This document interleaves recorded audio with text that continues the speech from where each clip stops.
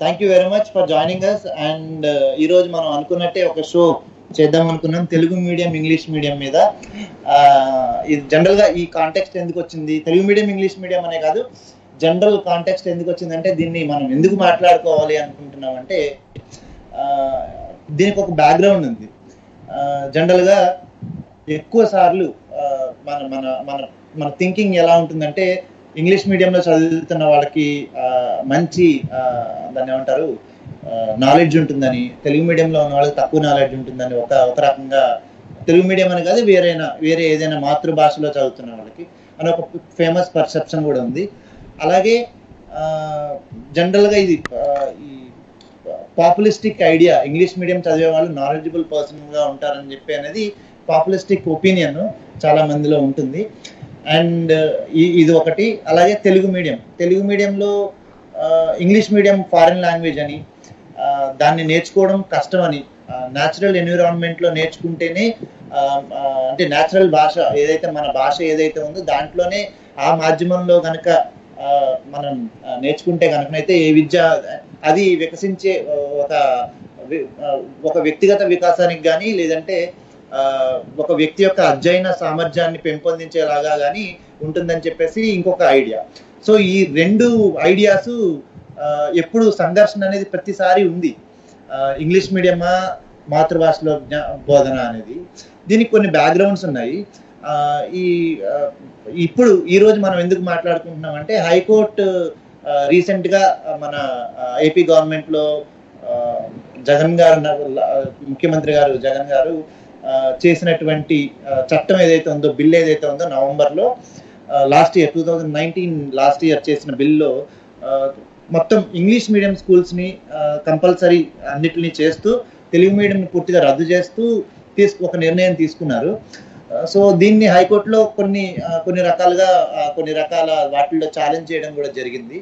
So ఈ challenge చేసిన context వేరే, వాళ్ళు మనకి బయటకి మీడియాలో కానీ వేరే దగ్గర మనకి డిబేట్స్ జరుగుతున్న కాంటెక్స్ట్ కూడా వేరే. ఎందుకంటే అక్కడ ఛాలెంజ్ చేసిన కాంటెక్స్ట్ ఎలా ఉందంటే, అంటే మామూలుగా ఇప్పుడు మన కొఠారి కమిషన్ నుంచి లేటెస్ట్గా ఉన్నటువంటి చట్టాల్లో జరిగినటువంటి నిర్బంధ ఉచిత విద్య అమెండ్మెంట్ ఏదైతే జరిగిందో, వయసు పరిమితిని పెంచుతూ, అంటే ఇదివరకు ఫస్ట్ స్టార్టింగ్లో ఉండే వయసు పరిమితి ఓన్లీ ప్రాథమిక విద్య వరకే ఉండేది. ఇప్పుడు ప్రాథమిక విద్య నుండి అంటే ఎయిత్ వరకు ఉండేది అక్కడ. ఇప్పుడు కొంచెం దాన్ని నిర్బంధ విద్యను కొంచెం ముందుకు చేసుకొచ్చి దాన్ని ఏం చేశారంటే ప్రాథమిక అంటే హై స్కూల్ వరకు కూడా నిర్బంధ ఉచిత విద్య కావాలని చెప్పి లేటెస్ట్గా చేసినటువంటి అమెండ్మెంట్స్ కూడా ఉన్నాయి. దీన్ని ఎన్సీఆర్టీ ఎస్సీఆర్టీ వాళ్ళు సిలబస్ దీనికి ప్రిపేర్ చేయడం, దాన్ని ఇంటర్నేషనల్ స్టాండర్డ్స్ ఏవైతే ఉన్నాయో వాటిని ఫాలో అవుతూ రెగ్యులర్గా అమెండ్మెంట్స్ జరుగుతూనే ఉన్నాయి మన ఇండియన్ ఎడ్యుకేషన్ సిస్టంలో. అండ్ సిలబస్ వైజ్గా చూసుకుంటే కూడా మనకు చాలా దేశాలతో పోలిస్తే మన సిలబస్ చాలా కాంపిటేటివ్గానే ఉంటుంది. It is not bad. అది ఒకసారి అది కూడా మనం ఆలోచించాలి. మనం ఇప్పుడు ఈరోజు మాట్లాడుకుంటున్న విషయం ఏంటంటే, ఇప్పుడు తెలుగు మీడియంలోనే వ్యక్తిగత వికాసం ఎక్కువ ఉంటుందని కొంతమంది, అలా కాదు ఇంగ్లీష్ మీడియంలో అయితే ఇంగ్లీష్ మీడియంలో చదివితే వాళ్ళు వచ్చినటువంటి ఏదైతే అవకాశాలు కానీ, అంటే ఇది ఇంటర్నేషనల్ లాంగ్వేజ్ కాబట్టి గ్లోబల్ ఎక్స్పోజర్ ఉంటుంది. అంటే for example high and PhD books, thesis ఇవంతా దాంట్లో మెడిసిన్ పుస్తకాలు కానీ, హై అండ్ థియరమ్స్ కానీ, పిహెచ్డి లెవెల్లో కానీ వాళ్ళకి థీసిస్ ఇవన్నీ ఇంగ్లీష్లో అవైలబుల్ ఉంటాయి. కాబట్టి ఇప్పుడు తెలుగు మీడియంలో చదివితే ఈ బ్రిడ్జింగ్ అనేది చాలా కష్టం అవుతుంది. సో అందువల్ల మన విద్యార్థుల సామర్థ్యం సరిగ్గా ఉండట్లేదు అని చెప్పేసి కొంత ఒక రకమైన పాపులర్ పర్సెప్షన్ కూడా ఉంది. సో ఈ సంఘర్షణ మధ్యలో ఎలా జరుగుతుంది అనే దాని గురించి మనం ఈరోజు మాట్లాడుకుందాము. ఈ చట్టం ఏదైతే చేసిందో ఈ చట్టాన్ని లేటెస్ట్గా ఈ మంత్లోనే హైకోర్టు, మన ఆంధ్రప్రదేశ్ హైకోర్టు ఏం చేసిందంటే దాన్ని పూర్తిగా రద్దు చేసింది. ఇట్లాంటి ఉండకూడదు. ఆ బేసిస్ ఏంటంటే 2 ఆప్షన్స్ ఉండాలి కదా. ఇది ప్రాథమికమైనటువంటి హక్కు, ఉచిత విద్య అనేది ప్రాథమికమైన హక్కు. మదర్ టంగ్లో ఉండేది, మదర్ టంగ్ చూస్ చేసుకోవడం, మదర్ టంగ్ అనేది మన రాజ్యాంగంలోనే రాసుకున్నాం కదా అన్నట్టుగా మనకి జరిగింది ఇది కూడా మనకి. సో దీని గురించి కొన్ని స్లైడ్స్ అవన్నీ కూడా ప్రిపేర్ చేయడం జరిగింది. సో శరత్ గారు, let us start today discussion. Andhra Pradesh చేసిన చట్టం ఏంటి, అంతకుముందు నవంబర్లో ఆంధ్రప్రదేశ్ గవర్నమెంట్ చేసిన చట్టం ఏంటి, ఈ చట్టం వెనకాల ఉండేటటువంటి ఉద్దేశాలు ఏంటి, దాని బ్యాక్గ్రౌండ్ లో ఫైనల్ గా వెనకాల ఉద్దేశాన్ని పక్కన పెడితే ఫైనల్ గా దాని అంటే గవర్నమెంట్ చెప్తున్న విధానం ఏదైతే ఉందో ఆ గవర్నమెంట్ దాంట్లో ఉన్న ప్రోస్ కాన్స్ ఇవి రెండు మాట్లాడుతున్నాం. First we discuss about the pros and cons about government. ఏదైతే గవర్నమెంట్ అయితే మనకి ఇది జరిగితే మేలు జరుగుతుందనే ఉద్దేశం ఉందో దాని ప్రోస్ అండ్ కాన్స్ ఫస్ట్ మాట్లాడుతున్నాం. దాని తర్వాత విల్ మూవ్ ఫార్వర్డ్. తప్పకుండా అండి. సో అంటే మనకి తెలిసిన కాంటెక్స్ట్ ఏంటంటే ప్రస్తుతం ఆంధ్రప్రదేశ్ ప్రభుత్వం మనకి గతంలో కొద్ది కొత్త ప్రభుత్వం మన జగన్మోహన్ రెడ్డి గారు ముఖ్యమంత్రి అయిన తర్వాత జియో ఒకటి ప్రవేశపెట్టారు. ఏంటంటే ప్రస్తుతం ఏవైతే తెలుగు మీడియం స్కూల్స్ ఉన్నాయో, ప్రభుత్వం ఆధీనంలో ఉన్న గవర్నమెంట్ స్కూల్స్ ఉన్నాయో, గవర్నమెంట్ మేనేజ్డ్ స్కూల్స్ ఉన్నాయో, వాటిని ఇంగ్లీష్ మీడియంకి ఫేజ్ అవుట్ చేయాలని చెప్పి మెల్లిగా. సో ప్రైమరీ ఎడ్యుకేషన్ నుంచి చేసి, సో దీనికి తగ్గట్టు ఏంటంటే టీచర్ని ట్రైన్ చేసి బ్రిడ్జ్ ప్లాన్ కింద పెట్టి ఆ టీచర్ అంటే ఇప్పుడు చెప్తున్న టీచర్లే వాళ్ళు ఇంగ్లీష్ మీడియం బోధించే రకంగా అంత సామర్థ్యం వచ్చేలాగా వాళ్ళకి ట్రైనింగ్ ఇచ్చి అప్పుడు దీన్ని స్విచ్ చేయాలని చెప్పని జియో ప్రవేశపెట్టడం జరిగింది. దీని తర్వాత ఏంటంటే దీనికి ప్రొటెస్ట్గా కొంతమంది మనకి హైకోర్టుకు వెళ్ళడం జరిగింది. పబ్లిక్ ఇంట్రెస్ట్ లిటిగేషన్ అనుకుంటా కదా వేసింది. సో వెళ్ళు సో అంటే ఒకటండి, ఇక్కడ కోర్టు మనకి ఇచ్చిన తీర్పు ఏంటంటే ఏపీ హైకోర్టు ఇచ్చిన తీర్పు ఇది ఇలా అంటే ప్రభుత్వం అట్లాగా పూర్తిగా తెలుగు మీడియంని తీసేయడం కాదు, ప్రభుత్వం తెలుగు మీడియంని రన్ చేయాలి అని చెప్పి తీర్పు ఇచ్చింది. సో ప్రభుత్వం తీసుకున్న అంటే మామూలుగా ప్రభుత్వం జియో తర్వాత మనకి సోషల్ మీడియాలో కానీ మామూలుగా న్యూస్లో కానీ వచ్చిన లాజిక్ ఏంటంటే మనకి ఇచ్చిన ఆర్గ్యుమెంట్ ఏంటంటే తెలుగు మీడియం వల్ల అవకాశాలు కోల్పోవడం జరుగుతుంది తెలుగు మాధ్యమంలో చదివితే. ఇంగ్లీష్ మీడియం అయితే ప్రపంచంలోని విజ్ఞానాన్ని అంతటికీ మీరు ఓపెన్ అప్ చేసిన వాళ్ళు అవుతారు పిల్లలకి. తర్వాత రేపు పొద్దున్న వీళ్ళు స్కూల్ వదిలి వేరే ఉద్యోగాలకు వెళ్ళినప్పుడు కానీ ఏం చేసినా సరే ఇంగ్లీష్ అనేది మాట్లాడడం, ఇంగ్లీష్ రాయడం, ఇంగ్లీష్ చదవడం వస్తే గనక అవకాశాలు మెరుగ్గా ఉంటాయి.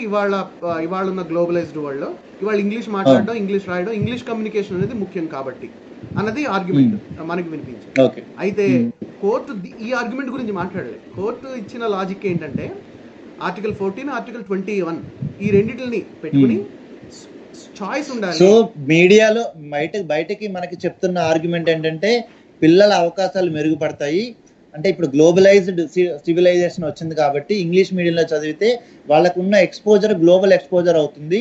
ఒక తెలుగు మీడియంకి మాత్రమే పరిమితం అయిపోతే ఆంధ్రప్రదేశ్కి మాత్రమే పరిమితం అయి ఉంటారు అని చెప్పేసి అని ఒక కాల్ తీసుకున్నారు గవర్నమెంట్. కానీ కోర్టులో వచ్చిన కోర్టు తీసుకున్న ఉద్దేశాలు ఏవంటే ఇవి ఏంటి, మీరు ఇప్పుడు చెప్తున్నట్టుగా ఆర్టికల్ రాజ్యాంగంలో ఉన్న రూల్స్ కానీ లేదంటే నిర్బంధ ప్రాథమిక విద్యత ఏదైతే ఉంటుందో ఆ ఆప్షన్ కానీ మాతృభాష పరంగా తీసుకున్నది కానీ అంటున్నారు కదా. సో ఏమైనా సెక్షన్స్ ఏమైనా చెప్తారా దాని గురించి? ఖచ్చితంగా అండి. మనం అంటే కోర్టు చేసుకున్న లాజిక్ ఏంటంటే ఇది ఆర్టీ యాక్ట్, అలాగే దాని తగ్గట్టుగా ఆర్టికల్ 14, 21 ఈ రెండింటిని బట్టి వాళ్ళు చేసిన ఆర్గ్యుమెంట్. కోర్టు తీసుకున్న లాజిక్ కూడా అదే. ఏంటంటే అంటే కోర్టు చెప్పింది వెల్ అండ్ స్ట్రైట్ ఫార్వర్డ్ అండి. ఏంటంటే ఇది దీనికి ప్రెసిడెంట్ కూడా ఉంది. అంటే సుప్రీంకోర్టులో గతంలో మనకి కర్ణాటక ప్రభుత్వం వాళ్ళు ఏం చేశారంటే వాళ్ళు రివర్స్లో అంటే వాళ్ళు ఏం చేశారంటే కన్నడ భాషని గవర్నమెంట్ స్కూల్స్లో కంపల్సరీ లాంగ్వేజ్ చేయాలని చెప్పి వాళ్ళకు జియో పాస్ చేశారు అప్పట్లో. అంటే ఇప్పుడు ఆంధ్రప్రదేశ్ గవర్నమెంట్ చేసిన దానికి పూర్తిగా రివర్స్ అనమాట. అంటే తెలుగు మీడియం రద్దు చేసి ఇంగ్లీష్ మీడియం చేద్దామని వీళ్ళు అనుకుంటే అక్కడ గవర్నమెంట్ పూర్తిగా ఇంగ్లీష్ మీడియం రద్దు చేసి కన్నడ మీడియం అంటే వాళ్ళ మాతృభాష ఏదైతే ఉందో అది చేద్దామని అనుకున్నారు. వాళ్ళు నిజానికి వాళ్ళు మీడియం కూడా రద్దు చేస్తామని చెప్పలే, ఎందుకంటే ఇంగ్లీష్ మీడియం రద్దు చేయరు ఎవరు. అంటే వాళ్ళు ఏం చేశారంటే స్టేట్ గవర్నమెంట్ స్కూల్స్ లో స్టేట్ సిలబస్ లోను స్టేట్ గవర్నమెంట్ స్కూల్స్ లోను కన్నడ కంపల్సరీ లాంగ్వేజ్ పెట్టాలని చెప్పని వాళ్ళు జియో పాస్ చేశారు. అదే state of Karnataka versus associated management of English medium primary schools అని చెప్పని కేసు ఒకటి మన స్క్రోలింగ్ లో ఇప్పుడు మనం పెట్టాం కూడా స్లైడ్ మనం ఒకటి ఇప్పుడు. సో ఈ కేసులో ఏంటంటే సుప్రీంకోర్టు ఇదే లాజిక్ వాడింది. అంటే ఏంటంటే ఫ్రీడమ్ ఆఫ్ చాయిస్ అనేది అవసరం కావాలి. ఆ ఫ్రీడమ్ ఆఫ్ చాయిస్ అనేది పేరెంట్స్ కి చాయిస్ బట్టి వాళ్ళ పిల్లల్ని ఏ మీడియం అనే కాదు ఏ భాషలు తీసుకురావాలి. సో అదే లాజిక్ ఇక్కడ కూడా వాడింది. సో కోర్టు చట్టం కానీ కోర్టు కానీ ఆ విషయంలో ఉన్న క్లారిటీ ఏంటంటే, మనకు ఒక కాల్ వస్తున్నట్టుంది స్కైప్ లో. ఇందాక నుంచి వస్తుంది, మీరు కంటిన్యూ చేయండి, ఇది అయిన తర్వాత తీసుకుందాం. ఐ థింక్ మీరు తీసుకొచ్చాను కూడా, మీరు జాయిన్ చేయించచ్చు. ఇది జాయిన్ చేయించచ్చా? మీ దగ్గర కూడా ఉంటుంది control. I don't think I have.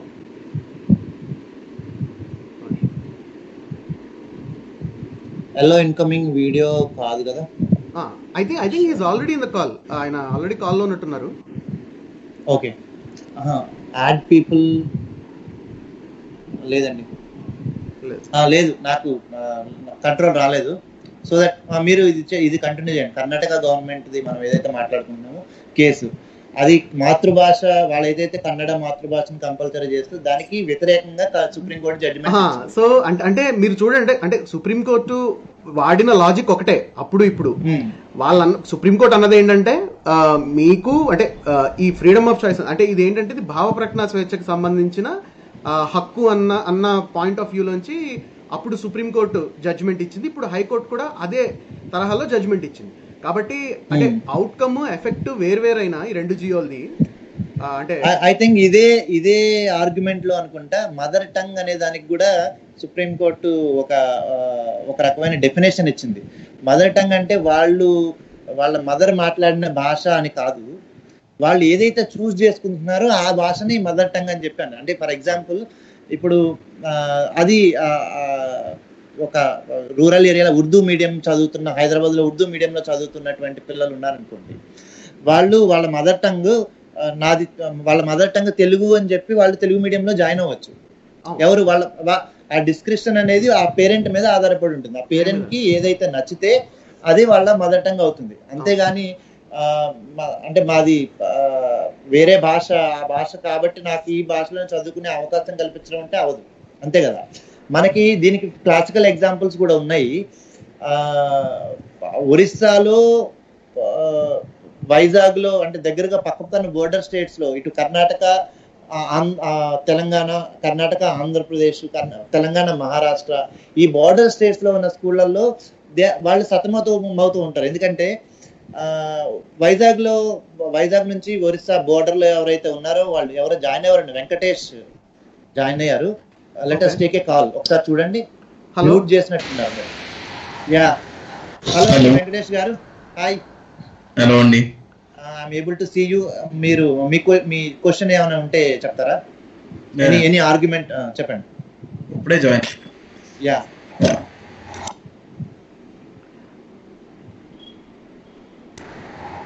Continue చేయండి సార్. యా, ఇప్పుడు ఈ బోర్డర్ స్టేట్స్ లో ఏవైతే ఉన్నాయో ఈ ప్రాబ్లం ఎప్పుడు ఉంటుంది. ఫర్ ఎగ్జాంపుల్ మీరు ఒరిస్సాలో బరంపురం ఆ ఏరియాల్లో ఉన్న వాళ్ళు ఒడ్డీ మీడియం చదువుతారు, అంటే ఒరియా మీడియం చదువుతారు. ఎందుకంటే అక్కడ ఉన్న గవర్నమెంట్ జాబ్స్ ఒరియా మీడియంలో అయితే తొందరగా వస్తాయి. వాళ్ళు బేసికలీ వాళ్ళ మదర్ టంగ్ తెలుగు అయినా సరే వాళ్ళు వాళ్ళ పేరెంట్స్ చదువుతారు. అట్లనే ఇక్కడ మన కర్ణాటక, ఆంధ్రప్రదేశ్ బోర్డర్లో కూడా ఇలా కన్నడ మీడియం చదువుతూ ఉంటారు వాళ్ళు. ఎందుకంటే గవర్నమెంట్ పోస్టులు ఎక్కువ అటువైపు వస్తూ ఉంటాయని, లేదంటే వాళ్ళ అవకాశాలు ఎక్కువ బెంగళూరుకి దగ్గరగా ఉన్నాం కాబట్టి మాకు అవకాశాలు తొందరగా ఉంటాయని చెప్పేసి ఇట్లా జరుగుతూ ఉంటుంది. ఇదొక క్లాసికల్ ఎగ్జాంపుల్ దీనికి. సో భాషని చూస్ చేసుకుని, మదర్ టంగ్ అని దేన్ని చూస్ చేసుకోవాలనేది పూర్తిగా వాళ్ళ పేరెంట్స్ యొక్క డిస్క్రిమినేషన్తో ఆధారపడి ఉంటుంది. సో ఇది కూడా దీనికి సుప్రీంకోర్టు చాలా క్లియర్ కట్ డైరెక్షన్స్ ఇచ్చేసింది దీని మీద. సో రెండు క్లియర్ కట్ డైరెక్షన్స్ ఏంటంటే, మదర్ టంగ్ ఖచ్చితంగా ఒక ఆప్షన్ స్కూళ్ళల్లో కల్పించాలనే direction in Karnataka versus English medium schools కేసులో కానీ, మొన్న రీసెంట్ గా ఇప్పుడు ఆంధ్రప్రదేశ్ వర్సెస్ గవర్నమెంట్ వర్సెస్ ఈ పబ్లిక్ ఇంట్రెస్ట్ ఎడ్యుకేషన్ ఏదైతే ఉందో దాన్ని కానీ, ఈ రెండు కేసెస్ లో చూస్ చేసుకునే అవకాశం ఉండాలి అని మాత్రం ఖచ్చితంగా చెప్పింది.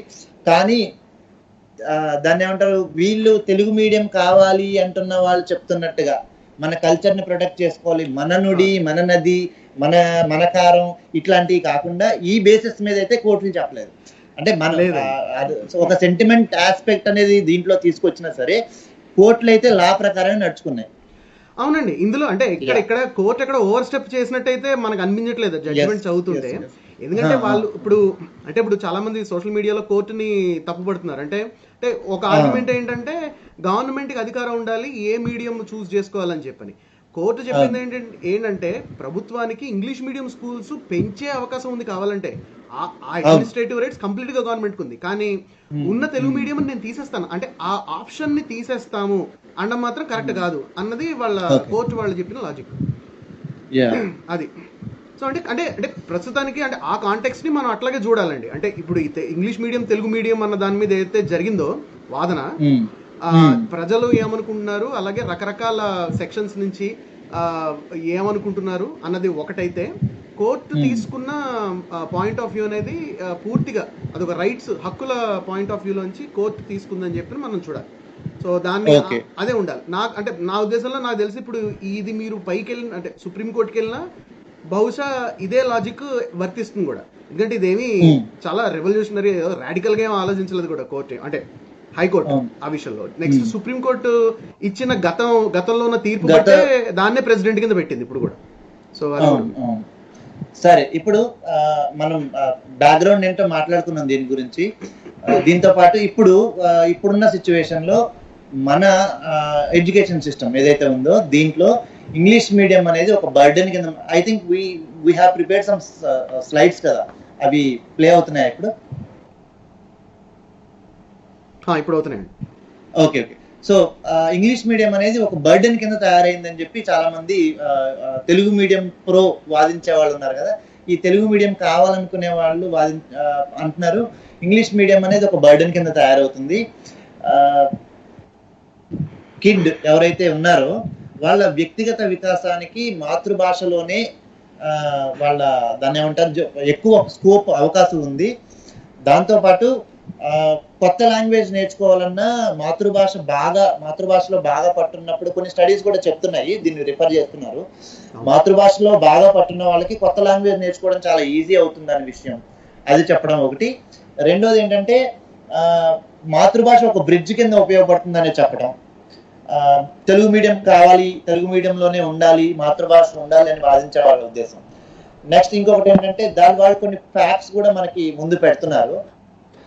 ఏంటంటే ఇంటర్నేషనల్ గా జరిగిన స్టడీస్ అవన్నీ హంగరీలో కానీ, తర్వాత ఫ్రాన్స్ లో కానీ, చైనాలో కానీ, జపాన్ లో కానీ, ఈ జర్మనీని పూర్తిగా పక్కన పెట్టేద్దాము. ఎందుకంటే దాన్ని కాకుండా మిగిలిన జర్మనీ లాంగ్వేజ్ ఇష్యూస్ అన్ని వేరే. ఎందుకంటే బీసెట్ అంతా జర్మన్ లాంగ్వేజ్ లో, లాటిన్ లాంగ్వేజ్ వీటిల్లో ఉండే దాంట్లోకి వెళ్లకుండా అసలు హంగరీలో ఒక స్టడీ జరిగింది. దాని తర్వాత చైనా, జపాన్, తర్వాత అండ్ ఇంకొకటి ఏంటంటే వాళ్ళ పిల్లల దాన్ని ఏమంటారు ఒక ఎడ్యుకేషన్ లో వాళ్ళు కొంచెం బాగా ముందుకు రావాలి, ఎడ్యుకేషన్ యొక్క పాత్రను గుర్తించినటువంటి కొన్ని ఆఫ్రికన్ కంట్రీస్ ఏవైతే కెన్యా లాంటివి ఉన్నాయో వాళ్ళ అఫీషియల్ లాంగ్వేజ్ ని ఇంగ్లీష్ చేసేసుకున్నాయి, నేషనల్ అఫీషియల్ లాంగ్వేజ్ ఇంగ్లీష్ చేసేసుకున్నాయి. దీనివల్ల దాని తర్వాత వచ్చిన అవుట్కమ్స్ అంత ఎంకరేజింగ్ గా లేవు. అలాగే మాతృభాషలో కాకుండా ఇంగ్లీష్ లో చదివితే కొన్ని శాంపుల్స్ ని దాన్ని ఏమంటారు హంగరీలో తీసుకొచ్చినవి శాంపుల్స్, యునిసెఫ్ తర్వాత యునెస్కో యొక్క రిపోర్ట్స్ కూడా ఏంటంటే ఇవి తెలుగు మీడియం ప్రో కావాలనుకున్న వాళ్ళు ఏంటంటే ఇవన్నీ ఫ్యాక్ట్స్ ని బయటకు తీసుకొచ్చి పెడుతున్నారు. దాంతో పాటుగా కొన్ని శాంపుల్ స్టడీస్ మన ఖమ్మం డిస్ట్రిక్ట్ లో జరిగిన స్టడీ ఏదైతే ఉందో అది కూడా కొన్ని చెప్తున్నారు. ఏంటంటే ఇంటర్నేషనల్ స్టడీ ఒకటి జరిగింది. ఆ స్టడీ ఏంటంటే ఖమ్మం డిస్ట్రిక్ట్ లో ట్రైబల్ ఏరియా నుంచి తెలుగు మీడియం, అంటే ఇప్పుడు ఫారెన్ లాంగ్వేజ్ జనరల్ గా మనకి ఇంగ్లీషు, తెలుగు మీడియం తెలుగు బాగా మాతృభాష ఉండే వాళ్ళకి, ట్రైబల్ పీపుల్ కి వాళ్ళకి మాతృభాష తెలుగు కాదు, వాళ్ళ ట్రైబల్ లాంగ్వేజ్ వేరే ఉంటుంది. షెడ్యూల్ ట్రైబ్స్ లో స్కూల్స్ లో జరిగింది. వాళ్ళని షెడ్యూల్ అంటే మోడల్ స్కూల్స్ లో ఏదైతే జాయిన్ చేసి వాళ్ళని తెలుగు మీడియం చదివిస్తే వాళ్ళ ఏదైతే వ్యక్తిగత వికాసం ఏదైతే ఉందో జనరల్ పీపుల్ కన్నా తక్కువగా ఉంది అన్నట్టుగా, అంటే వాళ్ళు ఎన్విరాన్మెంట్ కి అలవాటు పడట్లేదు అన్నట్టుగా చెప్తూనే కొన్ని రకాలైన ఫ్యాక్ట్స్ చెప్పారు. ఏమేమి ఫ్యాక్ట్స్ అంటే చైల్డ్ ఫస్ట్ ప్రైమరీ ఎడ్యుకేషన్ కనుక మాతృభాషలో కాకుండా ఫారెన్ లాంగ్వేజ్ లో ఉంటే ఇంటరాక్షన్ అనేది పోతుంది, అంటే టీచర్ స్టూడెంట్ ఇంటరాక్షన్ అనేది పోతుంది. సో ఎర్లీ ఫేజ్ లోనే ఇట్లాంటి ఎన్విరాన్మెంట్ ఉంటే ఇట్లాంటి చిల్డ్రన్ లో అదో రకమైనటువంటి అభద్రతా భావం కానీ ఆత్మన్యూన్యత భావం కానీ వస్తుందని చెప్పి, అదే రకంగా ఒక క్వశ్చనింగ్ అంటే తనకు తెలిసిన విషయాన్ని ఇమీడియట్ గా చెప్పే అవకాశం చిల్డ్రన్కి రాకపోవడం జరుగుతుందని చెప్పి ఒక రకమైన వాదన ఉంది.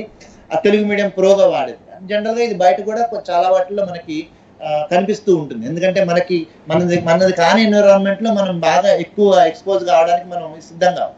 అట్లనే చిన్నపిల్లలు కూడా అట్లనే ఉంటారు.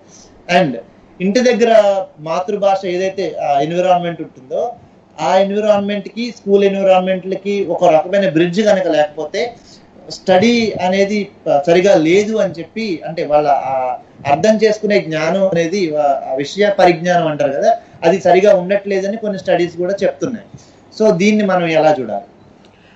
ఇక్కడ ఒకటండి, అంటే మామూలుగా మనకి ఈ చైల్డ్ సైకాలజీ బట్టి కానీ, అలాగే ఈ సైకాలజీ పాయింట్ ఆఫ్ వ్యూలోంచి తీసుకొచ్చిన లిటరేచర్లో అంటే చేసిన స్టడీస్లో ప్రాథమికంగా చెప్పేది ఏంటంటే, కొంత నిర్మోహమాటంగా చెప్తారు. ఇది ఏంటంటే ప్రైమరీ స్కూలింగ్ కనీసం అంటే ఎప్పుడైతే స్కూల్ మొదలు పెడతారో అప్పుడు బోధన, మీడియం ఆఫ్ ఇన్స్ట్రక్షన్ పక్కన పెట్టండి, బోధన అనేది పిల్లలకి పరిచయం ఉన్న భాషలో జరగాలి.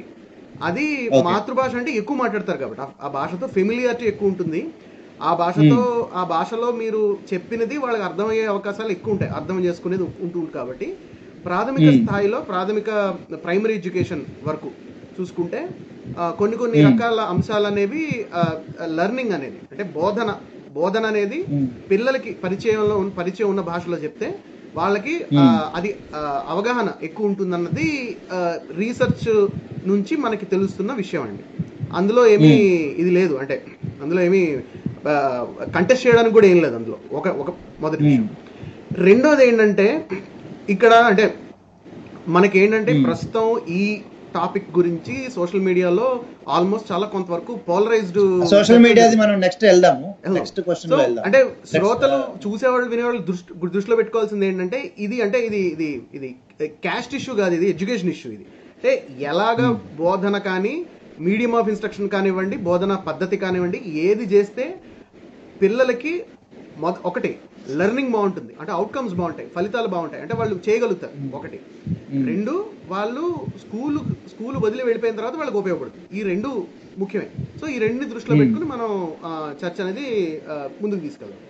అసలు మొదటి అంశం ఏంటంటేనండి, మీడియం ఆఫ్ ఇన్స్ట్రక్షన్ ఏదైనా సరే, అంటే మీరు సినిమాలో పాటలు ఏ భాషలో రాసినా సరే ముందు సినిమాలో అయితే విషయం ఉండాలి, మొదటి అంశం. సో అంటే ఏంటి, అసలు మన ఎడ్యుకేషన్ అంటే ఇన్ జనరల్ మన ఎడ్యుకేషన్ అవుట్కమ్స్ ఎలా ఉన్నాయి అన్న దాని మీద మనకి గతంలో సర్వేలు జరిగాయి. ఒక టెస్ట్ ఏంటంటే ఒక సర్వే అండి 2009లో ఇది జరిగింది. ఇది పీసా అంటారు దీన్ని. సో ఇది ఏంటంటే ఇది ఇంటర్నేషనల్ అసెస్మెంట్ అనమాట, స్టూడెంట్స్ అసెస్మెంట్. ఇది OECD వాళ్ళు కండక్ట్ చేస్తారు ఇది. సో వీళ్ళు I think it is scrolling on ఇది పీసా టెస్ట్ రిజల్ట్స్ స్క్రీన్ మీద స్క్రోల్ అవుతుంది.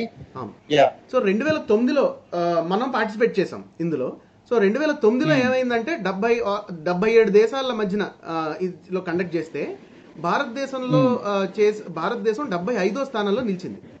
వీళ్ళు ఏంటంటే వీళ్ళు 4 విభాగాల్లో వీళ్ళు పరీక్షలు టెస్ట్ చేస్తారు. ఒకటేంటంటే రీడింగ్ ఎలా ఉందని చెప్పి. రీడింగ్ ఎలా ఉందంటే అంటే రీడింగ్ ఒకటి, తర్వాత ఏమో మ్యాథ్ ఒకటి, మ్యాథమెటిక్స్ లెక్కలు ఒకటి, సైన్స్ ఒకటి. నెక్స్ట్ 4 ఏంటంటే మామూలు ఈ ఫైనాన్షియల్ ఇది ఉంటుంది కదండి, అంటే వడ్డీలు వేయడం అలాంటి సింపుల్ ఇంట్రెస్ట్ లాంటివి. వీళ్ళు 16 ఏళ్ల పిల్లల్ని చేస్తారు. అంటే వీళ్ళు అంటే 10వ తరగతి మన దగ్గర ఈక్వలెంట్ చదివే పిల్లల్ని ఈ 4 విభాగాల్లో పరీక్ష చేస్తారనమాట. వీళ్ళు చేసే పరీక్ష అనేది 16 ఏళ్ల వాళ్ళని చేసిన లెవెల్స్ ఉంటాయన్నమాట. అంటే లెవెల్ 1 to లెవెల్ 4 అని చెప్పి రకరకాల లెవెల్స్ లో వీళ్ళు పరీక్ష చేయడం జరుగుతుంది. అంటే ఏంటి, వాళ్ళకి ఇవ్వడం ఒక 5వ తరగతి స్థాయి లెక్క, ఆ తర్వాత 7వ తరగతి స్థాయిది, 8వ తరగతి స్థాయి అలా ఇస్తుంటారు అనమాట. సో ఇప్పుడు ఇందుకు ఈ సర్వే చేసేది దేనికోసం అంటే, ఈ సర్వే చేసేది ఏంటంటే ఇది మీడియం ఆఫ్ ఇన్స్ట్రక్షన్ ని అసెస్ చేయడానికి కాదు, ఇది మామూలుగా బోధన ఎలా ఉందన్నది, అంటే ఏం నేర్చుకుంటున్నారు పిల్లలు, వాళ్ళ స్టాండర్డ్ ఎట్లా ఉందని అసెస్ చేయడానికి అనమాట.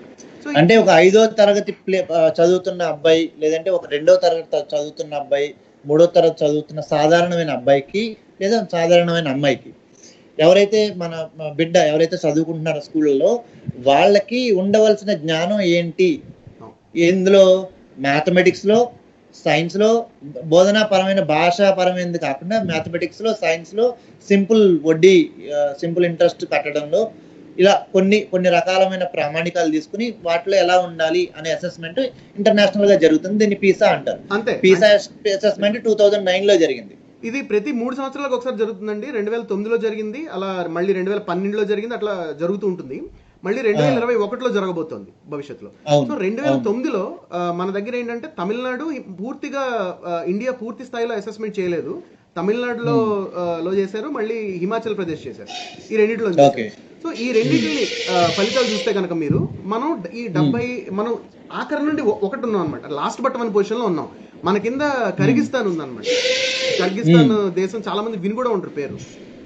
కర్గిస్తాన్ అంటే రష్యాలో యుఎస్ఎస్ఆర్ నుంచి విడిపోయిన దేశం, విడిపోయిన దేశం కర్గిస్తాన్. సో మనం కర్గిస్తాన్ కన్నా బెటర్ గా ఉన్నాం అంతే. మిగతా అన్ని దేశాలు మనకన్నా ఎక్కువ బెటర్ గానే పెర్ఫార్మ్ చేస్తున్నాయి. అంటే పాకిస్తాన్, బంగ్లాదేశ్, శ్రీలంక ఇదంతా ఎడ్యుకేషన్ లో మనకన్నా బెటర్ గా ఉన్నట్టే కదా ఆ అసెస్మెంట్ ప్రకారం. అంటే ఇప్పుడు మీరు చూస్తే అంటే చివరాఖరి లిస్ట్ లో ఇవి లేవు. అంటే పాకిస్తాన్ లేదనుకోండి అసెస్మెంట్ లో, కానీ పాకిస్తాన్ తో మనకి పోలిక ఏంటంటే మనమే కదా. మనం పాకిస్తాన్ తో పోలికలు పెట్టుకున్నారంటే ఇంకా మన అమెరికాతో కదా పోలిక పెట్టుకోవాల్సింది. అమెరికా అండ్ యూరోప్ కంట్రీస్ తోటి, అంటే మనకన్నా బాగా ఎక్కువ ఉన్నత స్థానంలో ఉన్నటువంటి కంట్రీస్ లోను జర్మనీ, జపాన్, చైనా ఇట్లాంటి దేశాల్లో రీసెర్చ్ ఎక్కువ జరుగుతూ ఉంది. సైంటిఫిక్ మెథడ్స్ ఆలోచిస్తున్నారు, కొత్త కొత్త ఆవిష్కరణలు జరుగుతూ ఉన్నాయి. సో ఇప్పుడు ఈ సర్వే కన్సిస్టెంట్ గా పీసా అసెస్మెంట్స్ లో కన్సిస్టెంట్ గా మనకి బాగా పెర్ఫార్మ్ చేస్తున్న దేశాల్లో ఫిన్లాండ్ ఉంది, సౌత్ కొరియా ఉంది, జపాన్ ఉంది, కెనడా ఉంది. ఈ 4 దేశాలు మనకి కన్సిస్టెంట్ గా 2009 నుంచి ప్రతి 3 సంవత్సరాలకు ఒకసారి పెట్టుకుంటున్న దాంట్లో మొదటి 10 స్థానాల్లో ఇవైతే ఉన్నాయి. అంటే వీటిలో ఇవి ప్రైమరీ ఎడ్యుకేషన్ కి సంబంధించిన సర్వేనే ఇది. సో అంటే ఏంటి, ప్రైమరీ ఎడ్యుకేషన్ అంటే ఈ పాఠశాల విద్య ఏదైతే ఉందో 10వ తరగతి వరకు మనం చెప్పుకునేది, అట్లాంటి స్థాయి విద్యలో ఈ దేశాల్లో చాలా ముందు ఉన్నాయి. అంటే అవుట్కమ్స్ విషయంలో. ఇప్పుడు ఇక్కడ ఒకటండి క్లియర్ ఏంటంటే, మనం ఎక్కడ తక్కువ ఖర్చు పెట్టట్లే భారతదేశం. మనం సర్వశిక్షా అభియాన్ కానీ రైట్ టు ఎడ్యుకేషన్ చట్టం వచ్చిన తర్వాత నుంచి సర్వశిక్షా అభియాన్ పేరు మీద మన తెలుగు రాష్ట్రాల్లోనే సగటున ప్రతి ఒక్కొక్క స్టూడెంట్ మీద 40,000 రూపాయల వరకు ఏడాదికి ఖర్చు పెడుతున్నారు. గవర్నమెంట్స్, ప్రభుత్వాలు ఖర్చు పెడుతున్నాయి బానే. విషయం ఏంటంటే ఇప్పుడు దానికి తగ్గ ఫలితాలు రావట్లేదు. ఇప్పుడు దీనికి ఏంటంటే ప్రధానమైన కారణం, ఇప్పుడు ఆర్టీ ఉందనుకోండి, రైట్ టు ఎడ్యుకేషన్ అనేది ఏంటంటే ఎన్రోల్మెంట్స్, అంటే స్కూల్కి వెళ్తున్నారా లేదా, స్కూల్కి వెళ్తున్నారా లేదా, అంటే ఎందుకంటే అది విద్య అందించే హక్కు కదా. సో అంటే ఏంటి, స్కూల్కి వెళ్ళడం అంటే స్కూల్కి తీసుకురాగలడం అనేది దాని లక్ష్యం. అంటే దాని ఎన్రోల్మెంట్స్ అనేది దాని టార్గెట్స్ బేసిస్ మీద నడుస్తుంది చట్టం అనేది. మనం ఎన్రోల్మెంట్స్ విషయంలో అంటే 6 సంవత్సరాల నుంచి 14 సంవత్సరాల వరకు మధ్యనున్న ఏజ్ గ్రూప్ లో ఎవరికైతే ఈ ఆర్టీయూ చట్టం వర్తిస్తుందో అక్కడ మనం 96% ఎన్రోల్మెంట్స్ ఉన్నాయి. అంటే ఎన్రోల్మెంట్స్, పిల్లలు స్కూల్కి వెళ్తున్నారు రకరకాల కారణాల వల్ల. ఇప్పుడు మనకి చారిత్రకంగా కారణాలు చెప్తారు, మిడ్ డే మీల్ స్కీమ్ వల్ల ఎన్రోల్మెంట్స్ పెరిగే అది ఇదని. బట్ వాట్ ఎవర్, అంటే ఏం చేసినా మనం ఇవన్నీ చేసాము. అలాగే మనం ఒక సంగతి గుర్తుపెట్టుకోవాల్సింది ఏంటంటే, భారతదేశంలో పేరెంట్స్ కి, అంటే irrespective of social background, irrespective of economic background, వారి ఆర్థిక సామాజిక స్థితిగతులతో సంబంధం లేకుండా పిల్లలున్న ప్రతి ఒక్కళ్ళు వాళ్ళ పిల్లల్ని మంచి విద్య అందించాలి, వాళ్ళు బాగుపడాలి, చదువుకుంటేనే బాగుపడతారు అన్న ఒక యాటిట్యూడ్ అనేది, ఆ ఒక వాల్యూ అనేది, ఆ వాల్యూ సిస్టమ్ లో మనకు చారిత్రకంగా మనకి మన పిల్లలకి ఒక బెటర్ ఎడ్యుకేషన్, అంటే మనం చేయలేకపోయాం కాబట్టి ఒక బెటర్ ఎడ్యుకేషన్ ఇవ్వాలన్న యాటిట్యూడ్ కంపల్సరీగా అందరూ అన్ని రకాల సామాజిక వర్గాల్లోనూ వచ్చింది. అంటే క్లాసెస్, ఎకనామిక్ క్లాసెస్ గురించి చెప్తున్నాను నేను. సో అన్ని రకాల క్లాసెస్ లోనూ వచ్చింది. 95% ఎన్రోల్మెంట్ రేట్ ఉంది అంటేనే ఎన్రోల్మెంట్ వైజ్ అయితే మనకి ఎక్కడ డొక్కలేదు. సో ఇదే ఎన్రోల్మెంట్ విషయాన్ని చేసుకుంటూనే రుక్మిణి బెనర్జీ గారు చెప్పిన ఒక మాట ఒకటి ఉంది. ఇప్పటి వరకు మనం చేసిన ఏదైతే మనకు స్వాతంత్రం వచ్చినప్పటి నుంచి ఇప్పటి వరకు అయితే ఎడ్యుకేషన్ లో ఎన్రోల్మెంట్ మీద గురించి బాధపడ్డాము, కానీ ఇప్పుడు దాని అవసరం లేదు. మనం చేయాల్సింది ఏంటంటే ఎఫర్ట్ మొదలు పెట్టాలి. హోల్డ్ బ్యాక్ తోటే వదిలేకూడదు. అంటే స్కూల్కి వచ్చే వాళ్ళని హోల్డ్ బ్యాక్ లోనే మనం ఆగిపోతున్నాము. అలా కాకుండా we need to believe the real right of education, not only in terms of years of schooling. అంటే జనరల్గా స్కూల్ డ్రాప్ అవుట్స్ని మెయింటైన్ చేయడం కానీ, హోల్డ్ బ్యాక్ చేయడం కానీ, ఎన్రోల్మెంట్ చేయడం కానీ వీటిల్లోనే ఫోకస్ చేయకుండా we need to focus on value added terms of learning అని అండి ఆవిడ రుక్మిణి బెనర్జీ గారు ప్రథమ్ అనే దానికి అనే ఎన్జిఓకి అంటే ఏదైతే ఈ ప్రథమ్ అనే ఎన్జిఓ ఏం చేస్తుందంటే ప్రతి సంవత్సరం మనకి ఎన్సిఆర్టీ వాళ్ళు గవర్నమెంట్ తరఫున సర్వే చేస్తే ఈ ప్రథమ అనే ఎన్జిఓ ఏం చేస్తుందంటే మన ఎడ్యుకేషన్ లెవెల్స్ వివిధ రాష్ట్రాలు ఎలా ఉన్నాయని చెప్పి ఒక క్రెడిబుల్ సోర్స్ ప్రథమ అనేది కూడా మన ఇంటర్నేషనల్ స్టాండర్డ్స్ కి మ్యాచ్ అవుతున్నాయా లేవా అనే దానికి చూస్తూ ఉంటుంది. సో ఇంకొకటి మీరు ఇందాక చెప్పిన పాయింట్ లో మన ఎడ్యుకేషన్ లో సర్వశిక్ష అభియాన్ అని కానీ లేదంటే గవర్నమెంట్ ఖర్చు పెట్టట్లేదు అనేది కూడా ఒక భాగం అయితే ఖచ్చితంగా కాదు. ఎందుకంటే ఒక రకమైన ఫ్యాక్ట్స్ నేను చెప్తాను ఇప్పుడు. ఇందులో ఏంటంటే 2010 కి 2018 కి మధ్యలో ఉన్న కంపారిజన్ అండి. మేబీ ఇవి స్క్రోల్ అవుతూ ఉంటాయి. ఏసర్ రిపోర్ట్ 2018 ఏం చెప్తుందంటే లైబ్రరీ అవైలబిలిటీ గురించి చెప్తా ఉన్నాను ఇప్పుడు. ఇందులో మన దేశంలో 2010లో 37%, 37.4% స్కూళ్ళల్లో లైబ్రరీ ఫెసిలిటీస్ 2010లో లేవు. 2018లో 25% వచ్చినాయి. అంటే దగ్గర 12% స్కూళ్ళల్లో కొత్తగా లైబ్రరీ ఫెసిలిటీ వచ్చింది. చూడండి ఇక్కడ ఒక రివర్స్ థింగ్ ఏంటంటే 24% అంటే పైన 25% ఏమో 2018లో లైబ్రరీ ఫెసిలిటీస్ ఉన్న స్కూల్స్, లేని స్కూల్స్, నో లైబ్రరీ ఉన్న స్కూల్స్ 25% ఉన్నాయి 2018కి. అదే టైంలో నో లైబ్రరీ అనే క్రైటీరియా తీసుకుంటే 2010కి 37% ఉంది. సో ఈ క్రైటీరియాని కానీ మనం తీసుకుంటే మ్యాజిక్ ఒకటి చూడండి, 2010లో 24% మంది లైబ్రరీకి వెళ్తున్నారు. ఏదైతే 2018లో ఎంత శాతం స్కూళ్ళలో అవైలబిలిటీ ఉందో అంత శాతం మంది ఇక్కడ 2010లో వెళ్తున్నారు. 37% మంది ఇక్కడ అవైలబుల్ లైబ్రరీ వెళ్తున్నారు కానీ స్కూల్కి అది దాన్ని యూజ్ చేసుకోవట్లేదు. అంటే లైబ్రరీల ఇన్ఫ్రాస్ట్రక్చర్, లైబ్రరీ శాతం పెరిగినా లైబ్రరీకి వెళ్ళే విద్యార్థుల సంఖ్య పెరగల. ఇది మనం ఈ క్రైటీరియా చూస్తే. నెక్స్ట్ ఇంకొకటి చూడండి, లాస్ట్ క్రైటీరియా 2010లో 2018లో చూస్తే 2010లో మొత్తం ఓవరాల్ లైబ్రరీని యూజ్ చేసుకున్న స్టూడెంట్స్ శాతం ఎంత ఉందంటే 37.9 ఉంది. లైబ్రరీ ఉండి, బుక్స్ ఉండి చిల్డ్రన్ యూజ్ చేసుకుంటారు. ఇది 37% మంది ఉంది 2010లో. 2018లో అది 37%, అంటే 36.9 అంటే దగ్గర 37% కదా. సో 2010లో పరిస్థితి ఎలా ఉందో లైబ్రరీకి వెళ్ళే పిల్లల శాతం ఇప్పుడు ఇది గవర్నమెంట్ స్కూల్లో చేస్తుంది. 2018లో కూడా అలాగే ఉంది. అంటే లైబ్రరీకి వెళ్ళి పుస్తకాలు అంటే స్కూళ్ళలో లైబ్రరీలో ఇన్ఫ్రాస్ట్రక్చర్ డెవలప్ అయింది ఓ పక్కన, వెళ్ళే స్కూళ్ళలో పిల్లలు లైబ్రరీకి వెళ్ళే పర్సంటేజ్ మాత్రం డెవలప్ కాలేదు. నెక్స్ట్ 2010లో ఏ సిచ్యువేషన్, ఎంత పర్సంటేజ్ ఆఫ్ పిల్లలు లైబ్రరీ ఉండి వెళ్ళట్లేదు, 2018లో లైబ్రరీ ఉండి వెళ్ళని పరిస్థితి. అంటే ఒక పక్క ఇన్ఫ్రాస్ట్రక్చర్ డెవలప్ అయినా దానికి అదే శాతంలో లైబ్రరీకి వెళ్ళే స్టూడెంట్స్ పెరగడం లేదు. ఇది నేను చెప్పడం, ఈ సర్వే చెప్పింది. అంటే ఇన్ఫ్రాస్ట్రక్చర్ డెవలప్ అవుతుంది అనేది కాదు, దీన్ని కరెక్ట్ గా మానిటర్ చేయట్లేదు అన్న ఉద్దేశం మాత్రం నాకు అర్థమవుతుంది ఈ స్లైడ్ చూస్తూ ఉంటే. దీని గురించి మరి మీరేమనంటారు? అవునండి, అంటే ఇందులో ఎట్లాంటి అంటే ఇదైతే మ్యాటర్ ఆఫ్ ఫ్యాక్టే. మొదటి అంటే ఇన్ టర్మ్స్ ఆఫ్ ఫెసిలిటీస్ ఖర్చు పెట్టడం అంటే బడ్జెట్ అలొకేషన్ వరకు మనకి తెలుసు. ఎందుకంటే మనకి హై లెవెల్లో బడ్జెట్ ఎంత అలొకేట్ చేస్తున్నారు అన్నది మనకి రిపోర్ట్స్ ఉంటాయి. ప్రతి ఏడాది ఎంత బడ్జెట్ అలొకేట్ చేశారు, ఎంత బడ్జెట్ వెళ్ళింది అన్నదానికి మన దగ్గర ఉంటాయి కాబట్టి. కానీ మీకు గ్రౌండ్ లెవెల్లో ఏం జరుగుతోంది, మీకు ఇండివిజువల్గా స్కూల్స్లో ఎంతవరకు సైన్స్ ల్యాబ్స్ పెడుతున్నారు, నెంబర్ 2 లేకపోతే ఒక క్వశ్చన్ వచ్చింది శ్రవణ్ గారు. I have seen many of my Telugu medium friends struggling to cope up with English medium, though they were good in studies earlier, but their confidence dropped after +2 graduation. ఇది big issue. Translation అనేది ఒక big issue అని చెప్తున్నారు. Transition transition అయితే ఇష్యూనే. So ఇది కూడా మనం మాట్లాడదాం.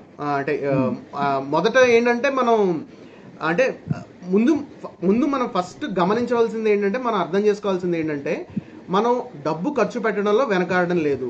ప్రభుత్వాలు డబ్బు ఖర్చు పెట్టడానికి దానికి తగ్గ చట్టం ఉంది, ఫ్రేమ్వర్క్ ఉంది, దాని తగ్గ వసతులు కూడా ఉన్నాయి. ఇప్పుడు ఇన్ఫ్రాస్ట్రక్చర్ కూడా డెవలప్ అవుతుంది.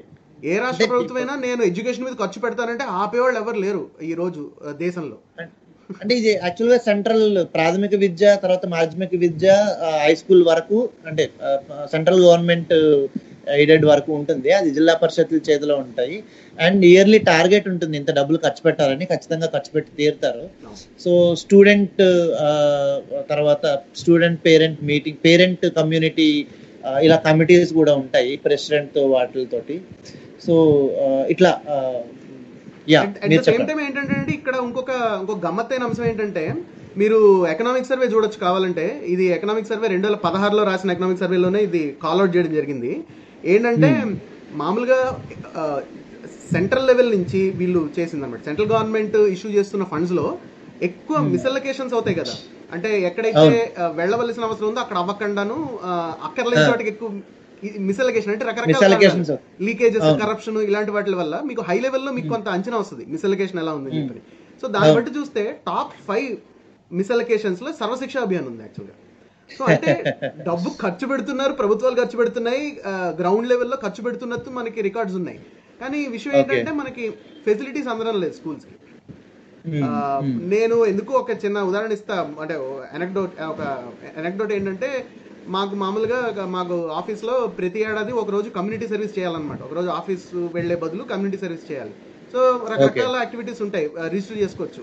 నేను గత ఒక 3-4 సంవత్సరాల నుంచి నేను గవర్నమెంట్ స్కూల్స్కి వెళ్తున్నాను అనమాట. మొన్న ఈ సంవత్సరం నా దగ్గరగా నేనున్న ఏరియాలో దగ్గరలో ఉన్న జిల్లా పరిషత్ హై స్కూల్కి వెళ్ళాను నేను. సో జిల్లా పరిషత్ స్కూల్లో మీకు ఎంటర్ అయిన వెంటనే తెలిసిపోతుందండి బాత్రూమ్ ఎటుందో. చెప్పక్కర్లేదు, బోర్డు అక్కర్లేదు అనమాట. మీకు స్మెల్ తెలుస్తుంది అనమాట. అంటే ఫస్ట్. రెండోది ఏంటంటే వాళ్ళ దగ్గర ఫస్ట్ ఎయిడ్ కిట్ కూడా లేదు ఆ స్కూల్లో. అది జిల్లా పరిషత్ స్కూల్.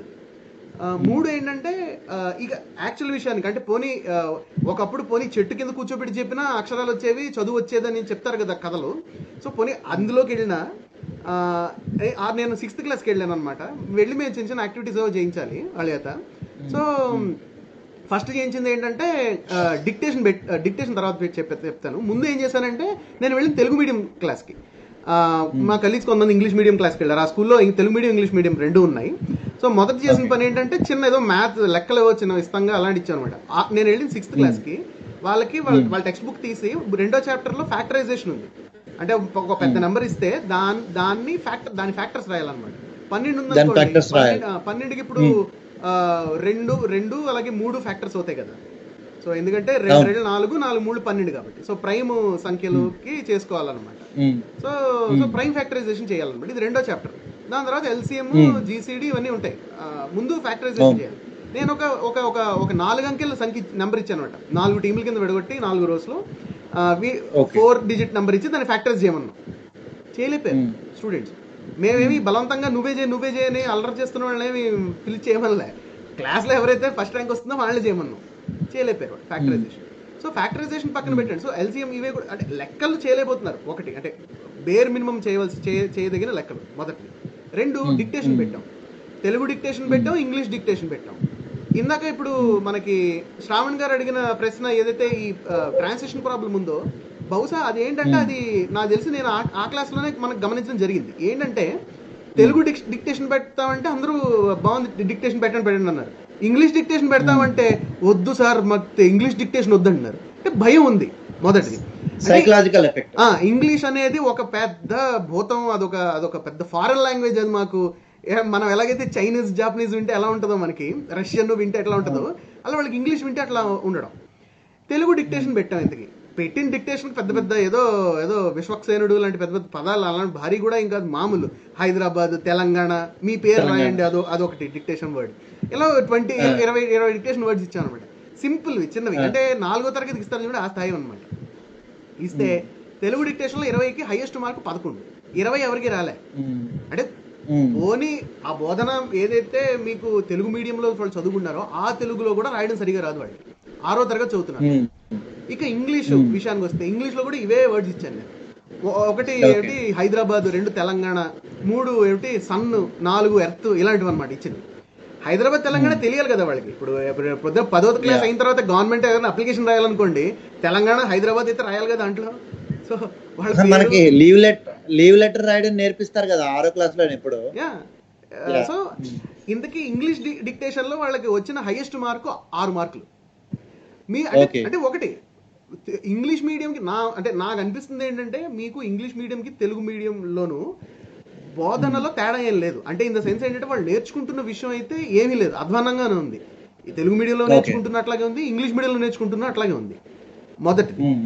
2 ఏంటంటే, ఇక ముందు అంటే బోధనా పద్ధతి అనేది మీద మనం ఫోకస్ చేయకుండా మీడియం మారుద్దాం అనుకుంటుంటే మనం సర్ఫేస్ స్క్రాచ్ చేసినట్టే అవుతుంది. ఎక్కడికి మనం ఫలితాలు అవుట్కమ్స్ ఏమి మారవు ఈ విషయంలో. మీకులాగే ఒక ఎగ్జాంపుల్ ఉంది, కొంచెం ఫ్యాన్ ఆన్ చేసి. నేను జస్ట్ ఇంకొక విషయం చెప్తాను, మీరు చెప్తారు కదా తర్వాత. ఇప్పుడు మీరు ఇందాక ప్రథమ్ వాళ్ళ సర్వే రిపోర్ట్స్ అన్నారు కదా, వీళ్ళు ప్రతి ఏసర్ సర్వేస్ ఉంటాయి కదా.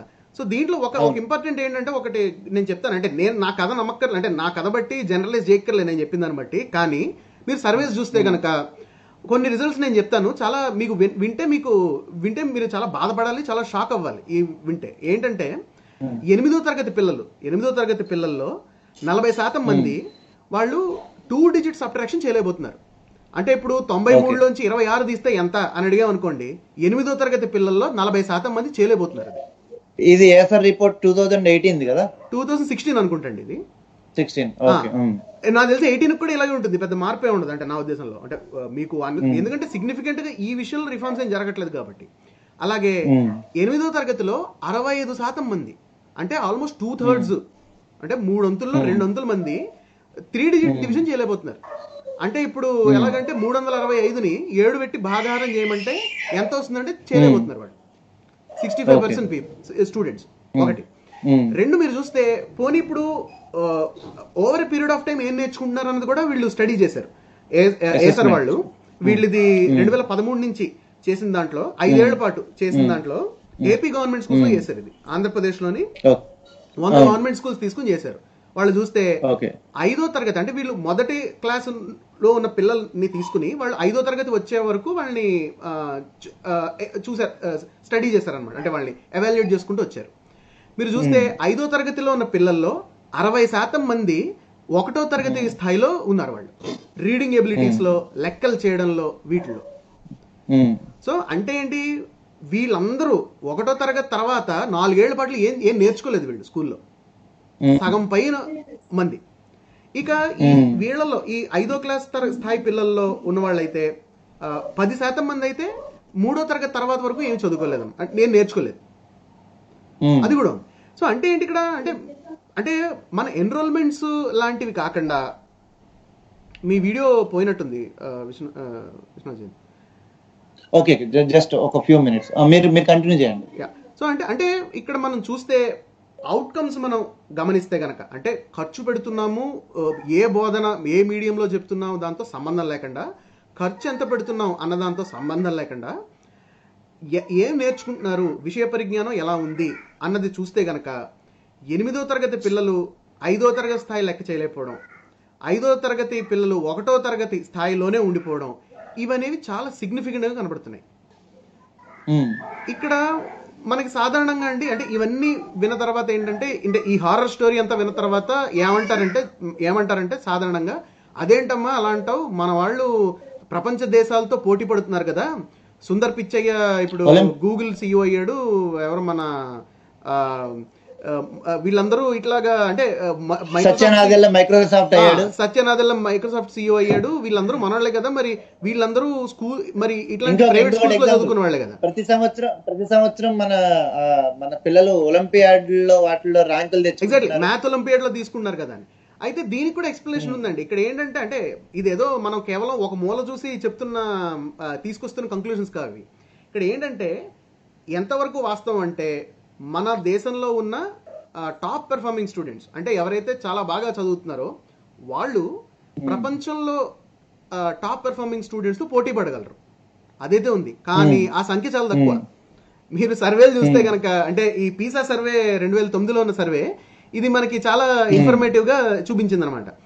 మన దగ్గర లెవెల్ 4 దాటి అంటే పీసాలో లెవెల్ 4 అంటే చాలా బాగా అంటే చాలా high calibre high performance students less than 1% ఉన్నారు. ఇప్పుడు మన స్లైడ్స్ లో కనబడుతోంది లెస్ దాన్ 1% ఉన్నారు తమిళనాడులో హిమాచల్ ప్రదేశ్ లో చూసిన వాళ్ళు. కానీ మీరు యూరప్ కొరియా ఇవన్నీ చూస్తే 50% కన్నా ఎక్కువ మంది ఉన్నారు వాళ్ళు. అంటే ఏంటి వాళ్ళ 50% మంది ఎంతమంది అయితే ఉన్నారో మన దాంట్లో మన భారతదేశంలో 1% కూడా లేరు అలా చదివాడు.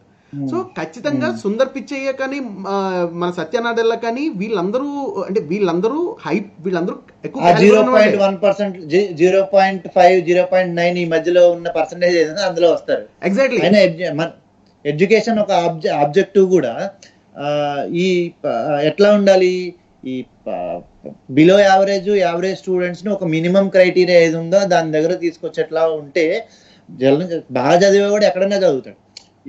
ఇప్పుడు ఏ స్కూల్లో పెట్టినా ఎందులో చేసినా వాడికి ఉన్న పరిజ్ఞానానికి వాడికి ఉన్న ఐక్యూ లెవెల్స్ కి వాడు ఎక్కడైనా షైన్ అవుతాడు జనరల్ గా.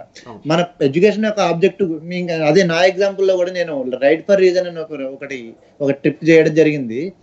ఈ ట్రిప్ లో భాగంగా దగ్గర ఏపీ తెలంగాణలో చాలా మోడల్ స్కూల్స్, తర్వాత జనరల్ జెడ్పిహెచ్ స్కూల్స్ ఇలా విజిట్ చేసాం మా ట్రిప్ లో. ఈ చిన్న చిన్న సైన్స్ క్వశ్చన్స్ అడగటం ఇట్లాంటివి అడగడం జరిగింది వాళ్ళందరినీ. సో ఈ దీంట్లో భాగంగా మేము ఏం చేసామంటే కొన్ని క్వశ్చన్స్ అడిగితే వాళ్ళకి ప్రైజ్లు ఇవ్వడం అవి స్టార్ట్ చేసాం. కానీ దీంట్లో నేను పర్సనల్ గా గమనించింది ఏంటంటే మొత్తం స్కూల్లో అంటే హై స్కూల్ అయితే 6th నుంచి 10th వరకు ఉంటుంది కదా. ఈ స్కూల్లోనే మేము క్వశ్చన్ అడిగిన ఆన్సర్కి అదే క్వశ్చన్స్ కి ఆన్సర్లు చెప్పేవాళ్ళు ఒకళ్ళు కానీ ఇద్దరు కానీ ఉంటారు మొత్తం స్కూల్లో. మిగిలిన వాళ్ళు ఎవ్వరికి స్కూల్లో ఆ క్వశ్చన్ అంటే మేము చాలా సాధారణమైన క్వశ్చన్స్ అడిగాం. జనరల్ గా ఈ టెలిస్కోప్ కనుక్కున్న వాళ్ళు ఎవరు ఇట్లాంటి క్వశ్చన్లు అడిగితేనే వాళ్ళు దాన్ని చేయలేకపోతున్నారు, ఆన్సర్ చేయలేకపోతున్నారు. 1% అంటే 1% కూడా అనొచ్చో లేదో నాకు తెలియదు. ఒకళ్ళు ఇద్దరు స్కూల్కి తప్ప మిగిలిన వాళ్ళందరూ అంత బాగాలేదు. కొన్ని మోడల్ స్కూల్స్ లో ఇంగ్లీష్ మోడల్ స్కూల్స్ లోకి వెళ్ళాము. ఇంగ్లీష్ మోడల్ స్కూల్స్ లో వాళ్ళు ఇంగ్లీష్ బ్రిడ్జింగ్ ఎలా ఉంది అనేది చూడడానికి, అంటే అంతకు ముందు వాళ్ళు తెలుగు మీడియం చదివిన వాళ్ళే మోడల్ స్కూల్స్ లో ఇంగ్లీష్ మీడియం ఇంట్రడ్యూస్ చేసిన తర్వాత ఇప్పుడు 10th క్లాస్ లో ఉన్న వాళ్ళు ఇంగ్లీష్ చదువుతున్నారు, అంటే ఇంగ్లీష్ మీడియం స్టార్ట్ చేసి చదువుతున్నారు అనమాట. ఇప్పుడు 8th క్లాస్ లో ఉన్న వాళ్ళు చదువుతున్నారు. ఈ బ్రిడ్జింగ్ ఎలా ఉంది అనేది చూసుకోవడానికి నేను చూస్తే వాళ్ళ నాలెడ్జ్ ఇంగ్లీష్ మీడియం నాలెడ్జ్ అంటే they are comfortable with subject, అంటే అది చదివి అది ఎగ్జామ్ రాయడానికి సరిపోతుంది అంతే, అది కంఫర్టబిలిటీ అంతే తప్ప దాని బ్యాక్గ్రౌండ్ ఏంటి, దీని వెనకాల ఉన్న రీసెర్చ్ ఏంటి, అసలు దీన్ని మనం డైలీ లైఫ్ లో ఎలా యూజ్ చేయాలి, ఇట్లాంటి థింకింగ్ అంటే ఈ థింకింగ్ మాత్రం వాళ్ళకి రావట్లేదు. అంటే only examination of point of వ్యూలో వాళ్ళు వర్కౌట్ చేస్తున్నారు తప్ప ఇది మన లైఫ్ కు ఉపయోగపడేలా ఉందా లేదా అనేది చాలా క్వశ్చనబుల్ థింగ్. ఇక్కడ థియరీ ఏంటంటే మీరు అంటే నిజానికి మీరు తెలుగు మీడియం టెక్స్ట్ బుక్లు తీసి చదివారనుకోండి, చూసారనుకోండి సిలబస్ ఏముంది అన్నది చూస్తే లెక్కలు కానివ్వండి, సైన్స్ కానివ్వండి, ఇంగ్లీష్ కూడా మీకు ఇంగ్లీష్ వాళ్ళకి తర్వాత స్థాయిలో 4వ తరగతిలోనో 5వ క్లాస్లోనో వాళ్ళకి ఇంట్రడ్యూస్ చేస్తారనుకుంటే ఇంగ్లీష్. మీరు చూస్తే 10వ క్లాస్ వరకు వాళ్ళు చదివేది ఇంగ్లీష్ సిలబస్ అనేది వైడ్ వెరైటీ ఆఫ్ పోయిటరీ కానీ ప్రోజ్ కానీ చదువుతారు మొదటి అంశం. రెండోది మీరు చూడండి స్కూల్ అయిపోయిన తర్వాత ఇంటర్మీడియట్కి వెళ్తారు కదా వీళ్ళు, మన తెలుగు అకాడమీ టెక్స్ట్ బుక్స్ కూడా ఆ స్థాయి తగ్గట్టే ఉంటాయి. అంటే వాళ్ళకి ఎలా ఉంటుందంటే 10th క్లాస్ తెలుగు మీడియం వాళ్ళకి కొంచెం అంటే మరీ కష్టపడక్కర్లేదు కానీ కొంచెం క్యాచప్ అయ్యే రకంగానే ఉంటుంది మొదటిది. రెండు, ఇంటర్మీడియట్ లో వీళ్ళకి రకరకాల సాహిత్యాన్ని ఇంట్రడ్యూస్ చేస్తారు ఇంగ్లీష్ లో. అంటే థియరీ చూసుకుంటే అంటే ఏంటి సిలబస్ పరంగా వరకు చూసుకుంటే కనుక ఇంగ్లీషు కాంపిటెన్సీ అన్నది నేర్పే రకంగానే సిలబస్ ఉంటుంది తెలుగు మీడియం నుండి ఇంటర్ వరకు చూసుకుంటే మనం. అయితే ప్రాక్టికల్ ఇక్కడ థియరీ మనం చూసుకుంది, బోధనా పద్ధతులు అధ్వాన్నంగా ఉండడం వల్ల ఇంగ్లీష్ అంటే భయం పట్టుకోవడం, ఇంగ్లీష్ లో ఎక్కడికి ముందుకు వెళ్ళలేకపోవడం, అంటే ఉన్న సిలబస్ కూడా వాళ్ళు చదవలేకపోవడం జరుగుతుంది. We have one question. Murali Krishna garu, government school teachers training program also should be improved. ఇంకొక క్వశ్చన్ ఉంది, అది దాంతో పాటుగా ప్రదురాజ్ అనుకుంటా ఆయన పేరు, పార్థురాజ్. ఓకే, పార్థురాజ్. తెలుగు మీడియం చదివి బయటికి వస్తాం, బ్యాంక్ అకౌంట్ ఓపెన్ చేయాలంటే కుదరదు, ఎందుకంటే అప్లికేషన్ ఫామ్ ఇంగ్లీష్లో ఉంటుంది అని చెప్పేసి ఒకటి. So Shravan garu, can we take Delhi government school improvement programs and replicate them throughout the country, అదొకటి అడిగారు. తర్వాత Santosh garu, why government challenges universities, why government colleges and universities more preferred than government schools, అది పక్కన ఉంది. తర్వాత సబీహా గారు ఇంకొక క్వశ్చన్ అడిగారు, ఆర్ దేర్ ఎఫిషియెంట్ టీచర్స్ అని అంటూ క్వశ్చన్ టీచర్స్ ని అడిగారా, సేమ్ క్వశ్చన్ అని అంటున్నారు. సో పిల్లలు చదవట్లేదు అంటున్నారా, లేదంటే ఎఫిషియెంట్ టీచర్ అంటే ఇందాక మనం పిల్లల అసెస్మెంట్ కరెక్ట్ గా చేస్తే కరెక్ట్ గా లేదు అంటే దానికి కంటిన్యూస్ క్వశ్చన్ సబీహా గారు అడిగింది అంటే ఎఫిషియెంట్ టీచర్స్ ఉన్నారా మనకి అని అడుగుతున్నారు. టీచర్స్ ని కూడా సేమ్ క్వశ్చన్స్ అడిగారా అని అడిగారు, అది పక్కన పెట్టండి. దాంతో పాటు దానికి కంటిన్యూస్ క్వశ్చన్ అనమాట, గవర్నమెంట్ టీచర్స్ కి ట్రైనింగ్ ప్రోగ్రామ్స్ కావాలని మురళీకృష్ణ గారు అంటే ఈ రెండు దగ్గర దగ్గర ఉన్న సంబంధం ఉన్న క్వశ్చన్. అవును, అంటే నాకు తెలిసి ఈ ప్రశ్నలన్నింటిలోనూ కొన్ని మనం కలిపి చూడొచ్చు. ఫస్ట్ ఏంటంటే ఒక తమాషా ప్రశ్న ఏంటంటే, బ్యాంక్ అప్లికేషన్ ఫామ్ తెలుగు మీడియంలో మనం చదువుకుని వెళ్తే ఇంగ్లీష్ లో ఉంటుందని. నేను ఒకటండి, ఇంగ్లీష్ మీడియంలో చదువుకునే వాళ్ళు కూడా బ్యాంక్ అప్లికేషన్ ఫామ్ ఫిల్ చేయలేరండి ఇవాళ రోజున. చదువు అంత అధ్వానంగా ఉంది, మొదటిది. రెండోది ఏంటంటే, నాకు తెలిసి Telugu medium English text book లో, ఇందాక నేను థియరీ చెప్పాను కదా, ఆ సిలబస్ లో అప్లికేషన్ ఫామ్ ఎలా ఫిల్ చేయాలో ఉంటుందో ఎక్సైజ్. సో అంటే ఇక్కడ విషయం ఏంటంటే, సిలబస్ తో సమస్య లేదు. అంటే మీరు తెలుగు మీడియం చూసుకున్నా సిలబస్ కాదు ప్రాబ్లం, ఫండమెంటల్ ప్రాబ్లం ప్రాథమికంగా ఉన్నది బోధనా పద్ధతి. ఇది అయితే మొదట మనం గమనించాలి. ఇదంతా దీంతోనే ముడిపడింది. రెండు, మురళి గారు అడిగిన ప్రశ్న, అలాగే ఇంకొకరు శ్రావణ్ గారు అన్నదా ఢిల్లీ గురించి, teacher training programs, number 2 Delhi government చేసినవి మనం చేయొచ్చా అని చెప్పని. ఖచ్చితంగా అండి, నాకు తెలిసి రెండు కలిపి చూడాలి. అంటే ఢిల్లీ గవర్నమెంట్ ఏం చేసిందంటే, ఎడ్యుకేషన్ వైజ్ కొన్ని అవుట్కమ్స్ చాలా ఇంప్రూవ్ చేసింది. మీకు అవుట్కమ్స్ మనం చెప్తున్నాం, డబ్బులు ఖర్చు పెట్టడం ఫెసిలిటీస్ విషయం మాత్రమే కాకుండా, ఫస్ట్ ఆఫ్ ఆల్ వాళ్ళు ఫెసిలిటీస్ కూడా చాలా ఇంప్రూవ్ చేశారు చాలా స్కూల్స్లో, గవర్నమెంట్ స్కూల్స్లో.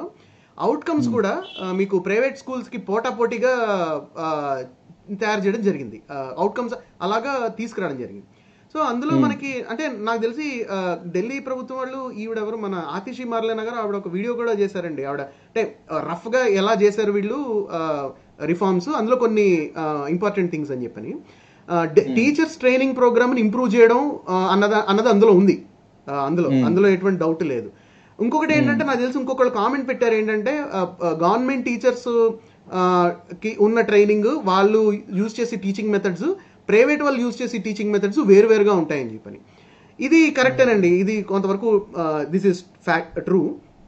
ఎందుకు తేడా ఉంటున్నాయి అంటే, ప్రైవేట్ స్కూల్స్ లో చదువుతున్న పిల్లలకి మార్కులు రాకపోయినా, అవుట్కమ్స్ బాగాలేకపోయినా పేరెంట్స్ కంప్లైంట్ చేస్తారు.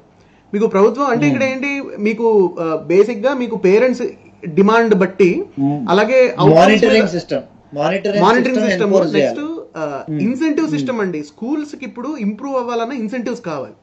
ఎట్లాంటి ఇన్సెంటివ్స్, ఇట్లాంటి ఇన్సెంటివ్స్ అంటే అవుట్కమ్స్ బాగుండాలన్నా ఇన్సెంటివ్ అనేది రావాలి. అది ఏంటంటే మీకు పేరెంట్స్ మానిటరింగ్ తో జరుగుతుంది. ఇప్పుడు మనకి గవర్నమెంట్ స్కూల్స్ లో కూడా మనకి సిస్టమ్ ఉంది, థియరీ ఉంది, ఏంటి పేరెంట్ టీచర్ మీటింగ్స్ జరగాలని చెప్పి టీపీఎంఓ పీటీఎంఓ ఏదో ఉంటుందండి.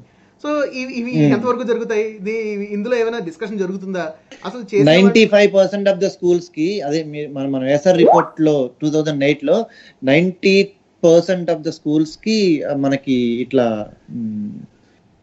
అసెస్మెంట్ ఏదైతే చేస్తున్నారో, ఈ పేరెంట్ టీచర్ మీటింగ్స్ కండక్ట్ చేస్తున్నట్టుగా ఒక కమిటీ ఉన్నట్టుగా ఉంది 2018 రిపోర్ట్ లో.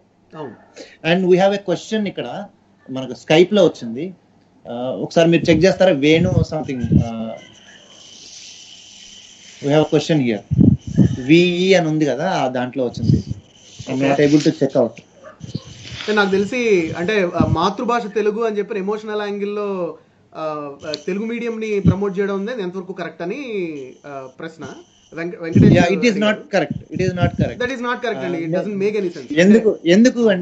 ఎందుకంటే చూడండి, మనకి తెలుగు మీడియం విషయం అంటే, తెలుగు మీడియం విషయాన్ని మనం మాట్లాడుకుందాము. మన దేశంలో తెలుగు మీడియం పుస్తకాలు ఎలా ఉంటాయి అంటే సైన్స్ బోధించే తెలుగు మీడియం పుస్తకాలు ఎలా ఉంటాయి అనేది మనం ఒకసారి ఆలోచించుకుందాము.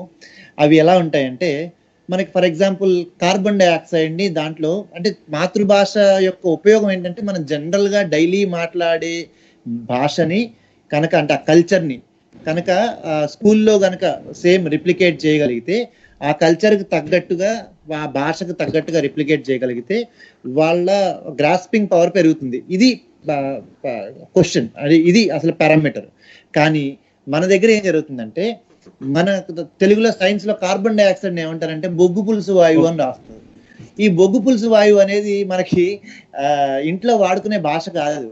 మనకు తెలియని సంస్కృత పదాలు ఆ సైన్స్ లోను వాటిలోనూ పెట్టేసి నత్రజని ఇట్లాంటిది పెట్టేసి ఇట్లాంటివి పెట్టేసి రకరకాల ఇప్పుడు ఇంకొకటి చూడండి మనకి వాటిలో అర్థం చెప్పండి సార్. ఇదండి తెలుగులో ఏమంటారో చెప్పానండి. Railway station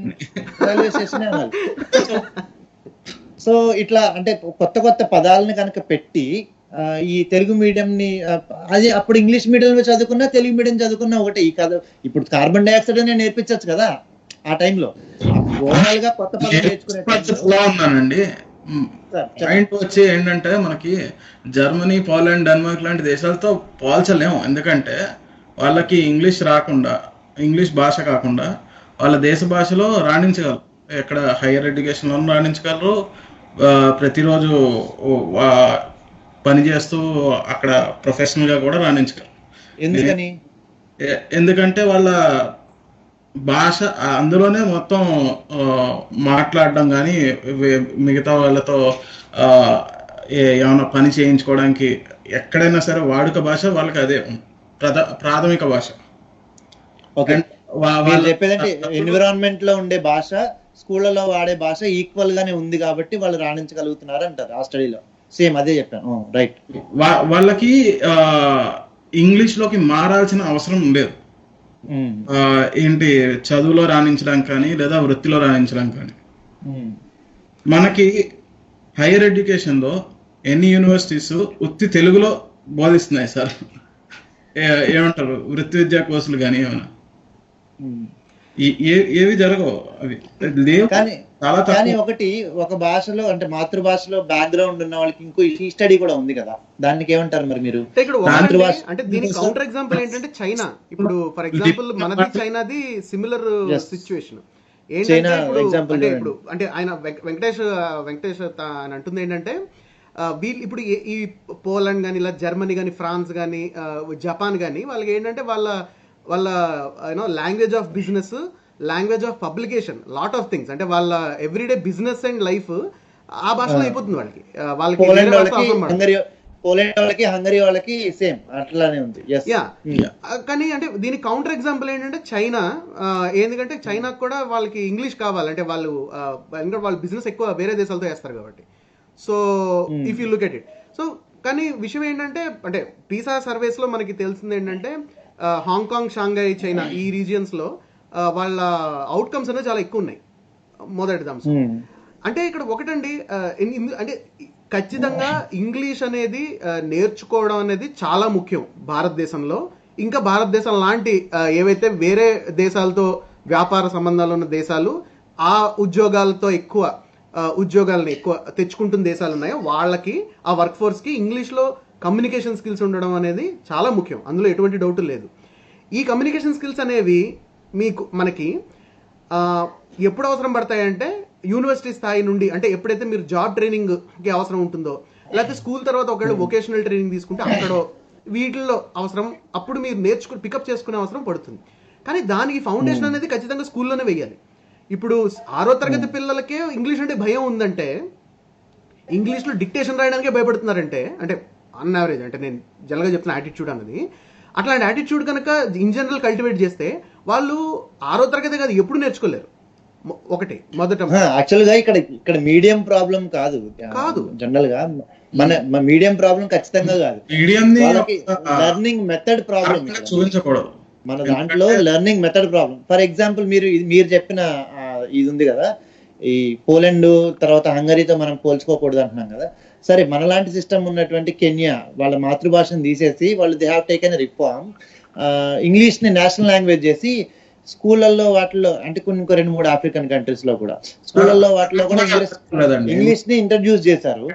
just second, 1 second ఉండండి. ఇంగ్లీష్ ని ఇంట్రడ్యూస్ చేశారు, కానీ అలా చేయడం వల్ల ఇంగ్లీష్ అంటే స్పీకింగ్ అనేది కొంచెం ఇంప్రూవైజ్ అయింది కానీ ద లెర్నింగ్ అవుట్కమ్స్ ఏవైతే ఉన్నాయో అవి ఇంప్రూవ్ అవ్వలా. నెక్స్ట్ మన దగ్గర ఎడ్యుకేషన్ ని కంప్లీట్ గా, అంటే కెన్యా మనము కంప్లీట్ గా ఎడ్యుకేషన్ ఎలా చూస్తాము అంటే జాబ్ ఓరియంటెడ్ గా చూస్తాం. ఎడ్యుకేషన్ అనేది మన కల్చరే అలా ఉంది కాబట్టి. కానీ మీకు ఇక్కడ హంగరీ వాళ్ళకి తర్వాత పోలాండ్ వాళ్ళకి ఎందుకు ప్రాబ్లం కాదు అంటే వాళ్ళు జాబ్ ఓరియంటెడ్ గా ఎగ్జామినేషన్స్ ఎడ్యుకేషన్ ని చూడరు. నెక్స్ట్ మన అవుట్కమ్ అసెస్మెంట్, మన ఎగ్జామినేషన్ అసెస్మెంట్ మాత్రమే ఉంటుంది, లెర్నింగ్ అసెస్మెంట్ ఏమి ఉండదు మన దగ్గర.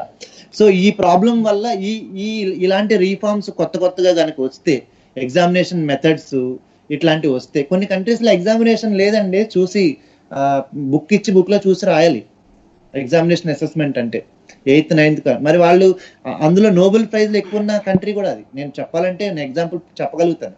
నోబెల్ ప్రైజ్లు మనకన్నా చాలా ఎక్కువ ఉన్న కంట్రీకి ఎగ్జామినేషన్ లేదు. సో అది మనకి అంటే దాంతో మనం పోల్చుకోవడం కాదు, కానీ మన ఎడ్యుకేషన్ లో రిఫార్మ్స్ ఖచ్చితంగా రావాలి, సిలబస్ లో రిఫార్మ్స్ కూడా రావాలి. తెలుగు మీడియం కనుక ఖచ్చితంగా సీరియస్ గా ఇంప్లిమెంట్ చేయాలనుకుంటే సిలబస్ లో వాడే లాంగ్వేజ్ ఏదైతే ఉందో, ఇంగ్లీష్ మీడియం ఇప్పుడు ఫర్ ఎగ్జాంపుల్ పువ్వు అని మనం బయట జనరల్ గా వాడతాము, బుక్ లో పుష్పము అని ఉంటది. పుష్పం అనే వర్డ్ వాడికి ఖచ్చితంగా కొత్త వర్డ్, న్యూ వర్డ్. దానికి ఫ్లవర్ అని పెట్టినా నేర్చుకున్నా, పుష్పం అని నేర్చుకున్నా ఒకటే. మీరు ఇందాక చెప్పిన బొగ్గు పులుసు వాయువు, నత్రజని కూడా కొత్త వర్డ్ వాడికి. దాన్ని నైట్రోజన్ అని నేర్పించడమే బెటర్ దానికన్నా.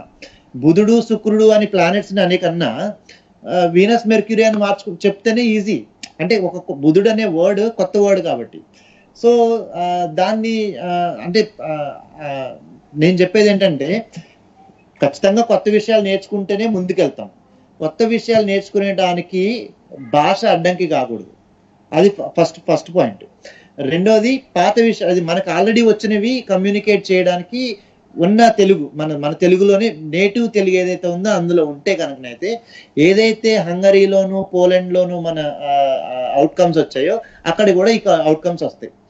అలా సాధ్యం కాని పక్షంలో ఇప్పుడున్న సిస్టంలో ఏదైతే లెర్నింగ్ అవుట్కమ్స్ ఏవైతే ఉన్నాయి, ఇప్పుడున్న సిస్టమ్ అంటే తెలుగు మీడియము ఇంగ్లీష్ మీడియం రెండు అవైల్ చేసి, అంటే సుప్రీంకోర్టు చెప్పినట్టుగాను లేదా హైకోర్టు చెప్పినట్టుగాను రెండు అవైల్ చేసి చాయిస్ ఆఫ్ ఎడ్యుకేషన్ అనేది, choice of choosing a medium అనేది పేరెంట్స్కి ఇచ్చి, రెండిట్లోనూ లెర్నింగ్ అవుట్కమ్స్ ఏవైతే ఉన్నాయో వాటి క్రైటీరియా మార్చాలి.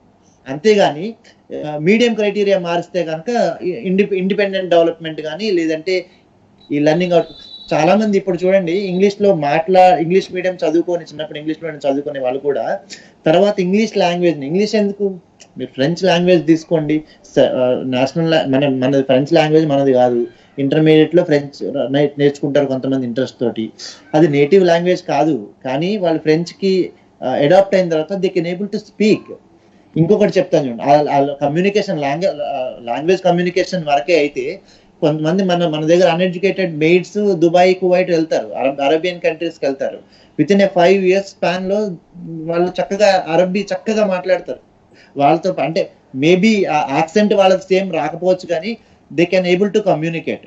అంటే కమ్యూనికేషన్ వరకు ఈ ప్రాబ్లం ఉండదు. ఎందుకంటే ఆ ఎన్వైరన్మెంట్ లో కనుక మనం ఇరుక్కుని పోతే, ఏ ఎన్వైరన్మెంట్ ఉంటే ఆ ఎన్వైరన్మెంట్ లో ఉన్న లాంగ్వేజ్ నేర్చుకోవడం కానీ, ఆ ఎన్వైరన్మెంట్ లో ఉన్నటువంటి ఎడ్యుకేషన్ లో కానీ చాలా ఈజీగా ఫ్లోరిష్ అవడానికి ఉంటుందని బేసిక్ పాయింట్.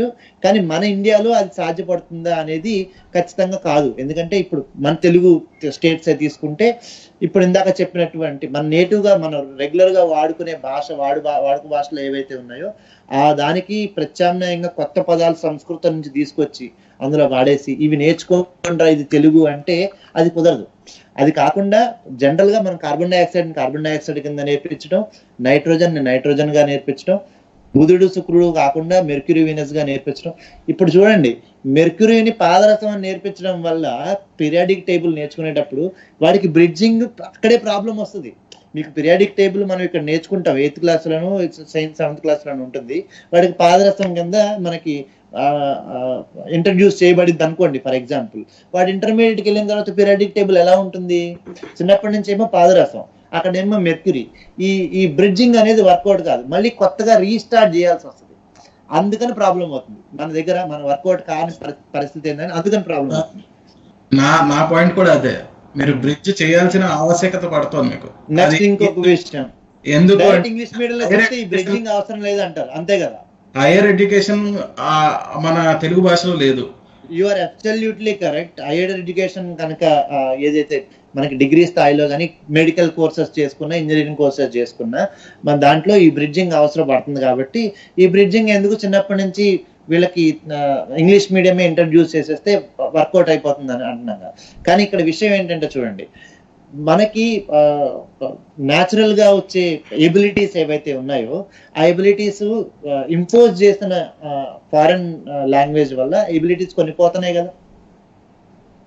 దాని అవుట్కమ్స్ ఎవరు చేస్తారు? ఎందుకంటే చెప్తా వినండి. ఇది ఒక చాలా పాపులిస్టిక్ ఐడియా. భరత్ అనే నేను సినిమా చూసిన వాళ్ళందరికీ అర్థమవుతుంది. స్కూల్లో ఇంగ్లీష్ మీడియం ఇంట్రడ్యూస్ చేయగానే ఆయన ఒక విలేజ్కి వెళ్తాడు హీరో. అలాగానే ఆ విలేజ్ లో చెప్తాడు, స్కూల్ ఏం చదువుతున్నావు అంటే టకటక government English medium school. That is correct, నేను కాదనట్లేదు. ఆ చిలక పలుకులు పలికినట్టు అతను పలికేగానే ఇతను ప్రౌడ్ ఫీల్ అవుతాడు. ప్రతి తండ్రి, ప్రతి తల్లి, మధ్య తరగతి తల్లి ఎవరైతే కొడుకు ఇంగ్లీష్ లో చక్కగా కమ్యూనికేట్ చేయగలిగితే, దాన్ని చేస్తే ప్రతి ఒక్కళ్ళు బాగా ఫీల్ అవుతారు, బాగా హ్యాపీ ఫీల్ అవుతారు.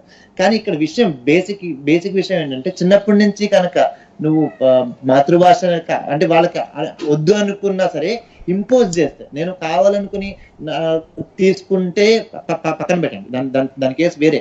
వద్దనుకున్నా సరే వాళ్ళకి ఇంపోజ్ చేస్తే, ఎగ్జాంపుల్ ఆప్షన్ లేకుండా చేస్తే ఏమవుతుందంటే, క్రియేటివిటీ అనే ఆస్పెక్ట్ ఏదైతే ఉందో, అంటే వాళ్ళకి ఇప్పుడు హైయర్ ఎడ్యుకేషన్ ఇప్పుడు మనకి దేనికి అవసరం? సైంటిస్టులు అవడానికి అవసరం, తర్వాత డాక్టర్లు అవడానికి అవసరం. అంటే ప్రతి సెగ్మెంట్కి అవసరం లేదు. If you are an artist, ఇప్పుడు పికాసో లాంటి అవ్వాలనుకున్న ఆయనకి దీంతో సంబంధం ఉండదు. కానీ అతనికి కావాల్సింది ఏంటి? ఇమాజినరీ స్కిల్స్ ఎప్పుడు వస్తాయి? అలా దానికి సంబంధించి అంటే ఈ హైయర్ ఎడ్యుకేషన్ లో ఈ ఇంగ్లీష్ పదాలు అవసరం లేని సెగ్మెంట్స్ చాలా ఉన్నాయి ఇంకా. సో నెక్స్ట్ ఇంకొకటి, స్కిల్ అసెస్మెంట్ కూడా మాట్లాడుకుందాం. మన దగ్గర ఉన్న ఎడ్యుకేషన్ సిస్టమ్ లో స్కిల్స్ లేవు. మీకు అందులో స్క్రోల్ అవుతూ ఉండొచ్చు, చూడండి 60 ఎంతమంది గ్రాడ్యుయేట్స్ వీళ్ళు మనకి పనికి వస్తున్నారు, ఇంజనీరింగ్ గ్రాడ్యుయేట్స్ ఎంతమంది మనకి పనికి రావట్లేదు అనే దాన్ని చూస్తే 6 లక్షల మంది ప్రతి ఏడు ఇంజనీరింగ్ గ్రాడ్యుయేట్స్ వస్తూ ఉంటే 4,80,000 మంది ఇంజనీరింగ్ గ్రాడ్యుయేట్స్ ఎందుకు పని చేయకుండా ఉన్నారు అంటే దే ఆర్ అన్ఎంప్లాయిడ్. అంటే ఇంజనీరింగ్ గ్రాడ్యుయేట్స్ నీడ్ లేదా అంటే నీడ్ ఉంది. అట్లనే ఒకటండి, అంటే ప్రైమరీ ఎడ్యుకేషన్ వేరు, హైయర్ ఎడ్యుకేషన్ వేరు, ఈ రెండు వేరు. అంటే ఎందుకంటే వాటి లక్ష్యాలు కూడా వేరు కదా. ఇప్పుడు ప్రైమరీ ఎడ్యుకేషన్ లో న్యాప్ అవ్వాల్సింది ఏంటి? వాళ్ళు బయటికి వెళ్ళి చకచక ఇంగ్లీష్ మాట్లాడడం కాదు. అంటే ప్రైమరీ ఎడ్యుకేషన్ లక్ష్యం ఏంటంటే ప్రపంచవ్యాప్తంగా ఎక్కడా కాదు. ప్రైమరీ ఎడ్యుకేషన్ అంటే 16 సంవత్సరాల పిల్లలు కదా. 16 సంవత్సరాల పిల్లలు వచ్చిన తర్వాత మీరు ఏం ఎక్స్పెక్ట్ చేస్తారు? మొదటిది, ఏదైనా విషయం ఉందంటే ఎక్కడ తెలుసుకోవచ్చు అంటే రీడింగ్ కాంప్రహెన్షన్ అనేది తెలియడం ఒకటి అంశం. రెండు ఏంటంటే రీడింగ్ కాంప్రహెన్షన్ అయిన తర్వాత అందులో ఏమేమి ఉంది కంటెంట్ అని అర్థం చేసుకోగలగడం. అంటే కొంత స్థాయిలో భాషా పరిజ్ఞానం, కొంత స్థాయిలో భాషను అర్థం చేసుకునే పరిజ్ఞానం, కాంప్రహెన్షన్ కావడం. రెండు, బేసిక్ లెక్కలు. ఎట్లాంటివి? మీరు ఏం చేయాలన్నా అంటే డివిజను, ఎడిషను, మల్టిప్లికేషను, ఇట్లాంటి బేసిక్ అరిథమెటిక్ ఉంటుంది. అది పోనీ క్యాలిక్యులస్ చేయక్కర్లేదులేండి. పోనీ క్యాలిక్యులస్ కంటిన్యూస్ ఫంక్షన్ అంటే ఏంటి ఇవేం చెప్పక్కర్లేదు, అది పక్కన పెట్టండి. Basic arithmetic number. రెండోది ఇంకోటి ఏంటంటే లెక్కల్లో అంటే తర్కం. అంటే ఇప్పుడు ఏంటి, లాజికల్ ప్రపోర్షన్స్ ఉన్నాయనుకోండి, ఇంతమంది కలిసి ఈ పని ఎన్ని గంటల్లో చేస్తే ఎక్కువ మంది మనుషులను అక్కడ పెడితే ఎంత, ఇలా పని కాలం గంటల లెక్కలు ఉంటాయి చూడండి, ఇలాంటివి. ఇవి కాంప్లికేటెడ్ లెక్కలు కావు. కానీ ఇందులో ఇదేంటంటే యాప్టిట్యూడ్ స్కిల్ అనమాట. ఇప్పటికీ చూడండి, యాప్టిట్యూడ్ అంటే ఇలాంటి ప్రశ్నలు వస్తాయి కదా యాప్టిట్యూడ్ టెస్టుల్లో. సో ఆ సామర్థ్యం ఉండాలి. అంటే గంటకి 60 లెక్కలు చేసే ఎక్కర్లేదు వాళ్ళు. ఎటొచ్చి మీకు ఇస్తే కనుక 5 నిమిషాలు తీసుకున్నా 10 నిమిషాలు తీసుకున్నా వాళ్ళకి అది అర్థం కావాలి విషయం, దాన్ని ఎలా సాల్వ్ చేయాలన్న విషయం తెలియాలి. ఇది లైఫ్ స్కిల్, ఇది అంటే ఇది జీవితానికి పనికొచ్చే అంశాలు. సో ఇవి ప్రైమరీ ఎడ్యుకేషన్లో నేర్పేది. ఆ తర్వాత వాళ్ళు వొకేషనల్ ట్రైనింగ్కి వెళ్తారా, ఉద్యోగం కోసం చదువుకుంటారా, లేకపోతే రీసెర్చ్ చేయడానికి చదువుకుంటారా అన్నది వేరే విషయం.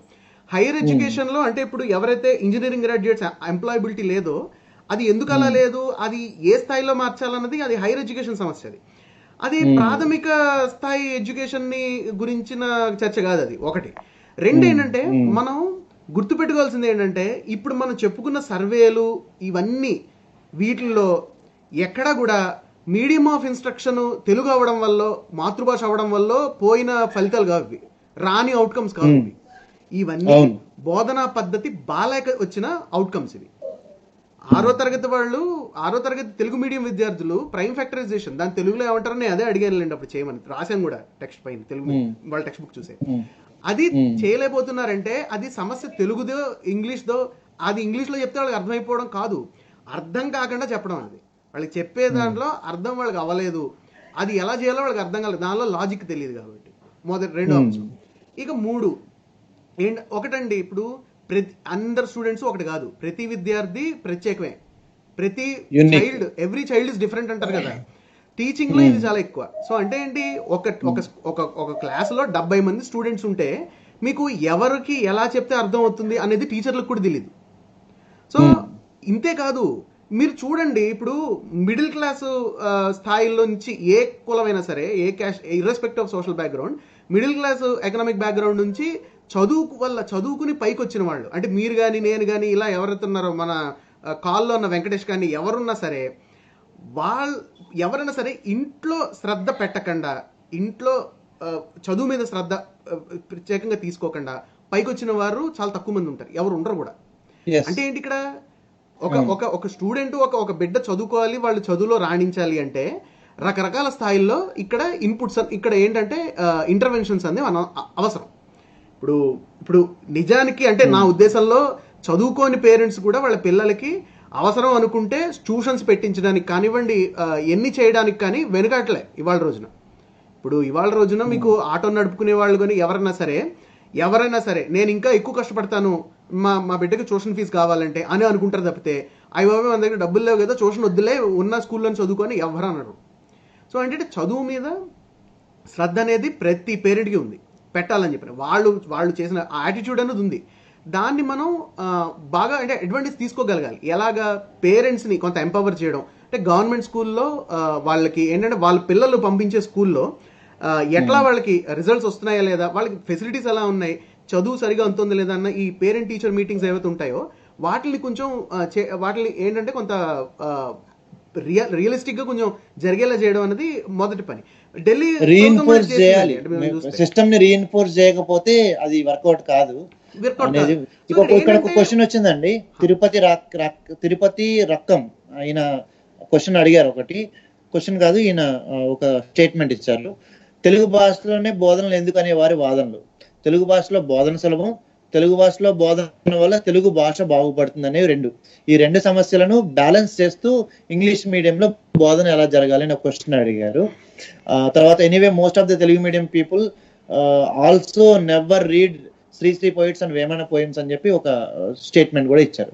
అంటే ఆయన క్వశ్చన్, బేసిక్ క్వశ్చన్ ఏంటంటే తెలుగు భాషలోనే బోధన ఉండాలి అంటే ఈ రెండు భాషలను బ్యాలెన్స్ చేస్తే ఏమైనా చేయొచ్చా అనేది ఒక క్వశ్చన్ అడిగారు. కాదండి, తెలుగు భాషలో అంటే బోధన మీరు కావాలంటే చూడండి, ఇప్పుడు మీకు పిల్లాడు ఉన్నాడు కదా, మీరు కావాలంటే అతనికి ఏదో కొంచెం కాంప్లికేటెడ్ డివిజన్ ఎట్లా చేయాలో ఒకసారి నేర్పడానికి ట్రై చేయండి. తెలుగులో టీచింగ్ ఎంత కష్టమో మీకు అర్థమవుతుంది, ఎవరికైనా అంతే. సో తెలుగు మీడియంలో టీచింగ్ ఈజీ ఏం కాదు, teaching itself is a big thing. బోధించడం ఎలాగా అనే దాని మీద బోల్డ్ అంత పరిశోధనలు జరుగుతాయి కూడా.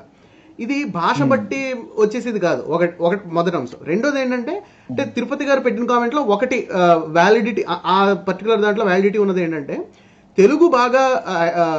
తెలుగులో మాత్రమే మాట్లాడగలిగే టీచర్లు, ఇంగ్లీషు రాని టీచర్లు ఇంగ్లీష్ మీడియంలో అయితే బోధించలేరు. అదైతే ఉంది. అవును. నన్ను చైనీస్ లో బోధించమంటే నేను బోధించగలుగుతాను, ఏం మాట్లాడలేదు. మా అయితే హలో అని మ్యాండరిన్ లో నీహా అంటాను, అంతకన్నా ఏం అనలేము. అవును. భాష రాందే మీరు ఏం మాట్లాడలేరు కూడా దాంట్లో. సో టీచర్లకు కూడా సమస్య ఉంటుంది. కాబట్టి సో స్కిల్ మీరు ఇందాక చెప్పిన ఒక ప్రాక్టికల్ ఇష్యూ ఉంది. ఇంగ్లీష్ మీడియం ని ఇంపోజ్ చేస్తే నేల విడిచి సాము చేయడం అని చెప్పి ఒక వాదన ఒకటి ఉంది. ఎందుకు అంటే ఇప్పుడున్న ఎవరైతే టీచర్స్ ఉన్నారో, నెక్స్ట్ ఇంకోటి మనం దాంట్లో కూడా స్క్రోల్ అవుతుంది, బీబీసీ వాళ్ళ రిపోర్ట్ ఒకటి మనం పెట్టాము. బీబీసీ కాదు, సారీ, బ్రిటిష్ కౌన్సిల్ వాళ్ళు పెట్టిన రిపోర్టు. మన దగ్గర చాలా మంది ఇంగ్లీష్ మీడియం స్కూల్స్ లో ఇంగ్లీష్ లో బోధించట్లేదు అని చెప్పేసి దాంట్లో ఉంటుంది. వాళ్ళు చేసిన బీబీసీ వాళ్ళు, అదే బ్రిటిష్ కౌన్సిల్ వాళ్ళు ఇచ్చిన రిపోర్ట్. ఎందుకంటే they don't have skills. English లో బోధించడం అవ్వదు వాళ్ళకి. ప్రాక్టికల్ గా అంటే వాళ్ళు చేసే వృత్తికి పూర్తిగా న్యాయం చేయట్లేదు. అదే తెలుగులో బోధించడం అంటే అవుతుందేమో, అది ప్రాక్టికల్ గా అవుతుందో లేదో నాకు తెలియదు. బీబీసీ వాళ్ళ రిపోర్ట్ లో, అదే బ్రిటిష్ కౌన్సిల్ వాళ్ళ రిపోర్ట్ లో కూడా వచ్చిన దాంట్లో ఏంటంటే అదే ఉంది. సో అట్లానే ఇంకొకటి, ద హిందూ అనే పేపర్ ఉంది కదా, ఆ పేపర్ లో ఒక హేమలత అనుకుంటా సమ్ జర్నలిస్ట్ రాశారు ఈ ఇంగ్లీష్ మీడియం ఇంట్రడ్యూస్ చేయగానే ఒక ఆర్టికల్ రాశారు. షీఈస్ అన్ ఎడ్యుకేషనలిస్ట్ అండ్ కొంచెం ఈ ఎడ్యుకేషన్ సంబంధించిన ఇష్యూస్ అన్నిటినీ బాగా మాట్లాడుతూ ఉంటారు. ఆవిడ చెప్పింది ఏంటంటే, ఈ వొకేషనల్ ట్రైనింగ్ ఏదైతే స్కూల్ టీచర్లకు ఇస్తామో, ఆ ట్రైనింగ్ వల్ల, అంటే టీచర్లకు ఇచ్చిన ట్రైనింగ్ వల్ల, ఇంగ్లీష్ కోసం ఇచ్చిన ట్రైనింగ్ వల్ల ఇది ప్రాక్టికల్ గా సాధ్యం కాదు. ఇంగ్లీష్ మీడియం టీచర్స్ ఇంగ్లీష్ మీడియంగా ఉండాలి. వాళ్ళ ప్రైమరీ ఎడ్యుకేషన్ అనేది ఇంగ్లీష్ మీడియంలోనే జరిగి ఉండాలి పూర్తిగా. అండ్ వాళ్ళ బిఎడ్ ఏదైతే చదువుతారో వాళ్ళ దాకా తెలుగు మీడియం చెప్పేవాళ్ళు తెలుగు మీడియంలోనే చదువుకోవాలి. అట్లా చదివితేనే అది అవుతుంది. అలాంటి టీచర్స్ ఎంతమంది మన దగ్గర ఉన్నారు అనే క్వశ్చన్, ఒక ప్రైమ్ క్వశ్చన్ అడిగారు ఆవిడ. ఇట్స్ అరౌండ్ లాస్ట్ ఇయరే అనుకుంటా, 2019 డిసెంబర్లోనే ఈ వాదనలు అంటూ వచ్చినప్పుడు ఆవిడ క్వశ్చన్ అది. హేమలత గారు అనుకుంటా, I'm not sure the name, but హిందూలో వచ్చింది ఈ ఆర్టికల్. కానీ ఒకటండి, అంటే నా ఉద్దేశంలో, అంటే నాకు అనిపిస్తుంది ఏంటంటే, మామూలుగా మన ప్రభుత్వం అంటే గవర్నమెంట్ టీచర్స్ లో, అంటే irrespective of their background, teaching ఎట్లా చేయాలి అన్న దాని మీద అయితే వాళ్ళకి అకాడమిక్ కాంపిటెన్స్ అయితే కొంత ఉంటుంది. వాళ్ళు బిఎడ్ చదువుతారు. అది కాక వాళ్ళు డిఎస్సి చాలా టఫ్ ఎగ్జామ్స్ నే ఫాలో వస్తారు. అంటే మన సమాజంలో టీచర్స్ లో క్రీమ్ లేయర్, అంటే బాగా పర్ఫార్మెన్స్ ఎక్కువ ఉన్న వాళ్ళు, ఎక్కువ సామర్థ్యం ఉన్న వాళ్ళే గవర్నమెంట్ స్కూల్స్కి వస్తారు. ఎందుకంటే మనది చాలా కాంపిటేటివ్ జాబ్ గవర్నమెంట్. అంటే కాంపిటేటివ్ అంటే ఎంట్రీ వైజ్ నేను ఉంటుంది, జాబ్లో కాదు. సో గవర్నమెంట్ జాబ్ సెక్యూర్ చేయడం అనేది చాలా కాంపిటేటివ్, ఎక్కువ మంది పోటీ పడతారు. కాబట్టి వాళ్ళల్లో బాగా సమర్థవంతంగా పెర్ఫామ్ చేయగలిగిన వాళ్ళే వస్తారు బయటికి. సో నాకు తెలిసి టీచర్స్ కాంపిటెన్సీ వైజ్ అంత ప్రాబ్లం లేకపోవచ్చు. ఒకటి అంటే ఆన్ అన్ యావరేజ్ ఉండకపోవచ్చేమో కంపేర్ టు ప్రైవేట్ సెక్టర్. కానీ చూడండి, ఖచ్చితంగా ఇప్పుడు ప్రైవేట్ స్కూల్స్ బాగా పెర్ఫామ్ చేస్తున్నాయంటే వాళ్ళు టీచర్ని బాగా ట్రైన్ చేయగలుగుతున్నారు అనేది ఒకటి. ఆ కల్చర్ ఏదైతే ఉందో, వర్క్ కల్చర్ అనేది బాగా క్రియేట్ చేయగలుగుతున్నారని కూడా ఉంది.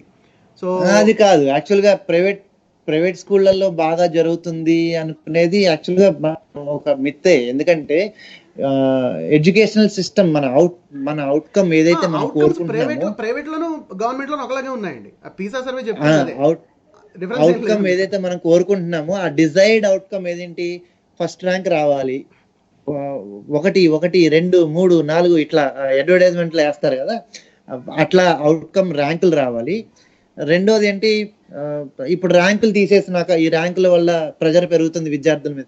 జనరల్ గా ప్రైమరీ అండ్ సెకండరీ ఎడ్యుకేషన్ లో, ఈ టెరిషరీ ఎడ్యుకేషన్ కాకుండా ప్రైమరీ సెకండరీ ఎడ్యుకేషన్ ఏదైతే ఉందో, 10th క్లాస్ వరకు ఉన్న ఎడ్యుకేషన్ లో, ఇంటర్మీడియట్ కూడా తీసుకున్నాం 12th క్లాస్, ఎందుకంటే ఈ సిబిఎస్ఈ సిలబస్ ని కూడా దృష్టిలో పెట్టుకుని వీళ్ళ మీద ప్రెజర్ ఎక్కువైపోతుంది జనరల్ గా. దీని మీద చాలా సినిమాలు కూడా వచ్చినాయి. సో ఈ ప్రెజర్ని రెడ్యూస్ చేయడానికి ఈ ర్యాంకింగ్ సిస్టమ్ తీసేశారు.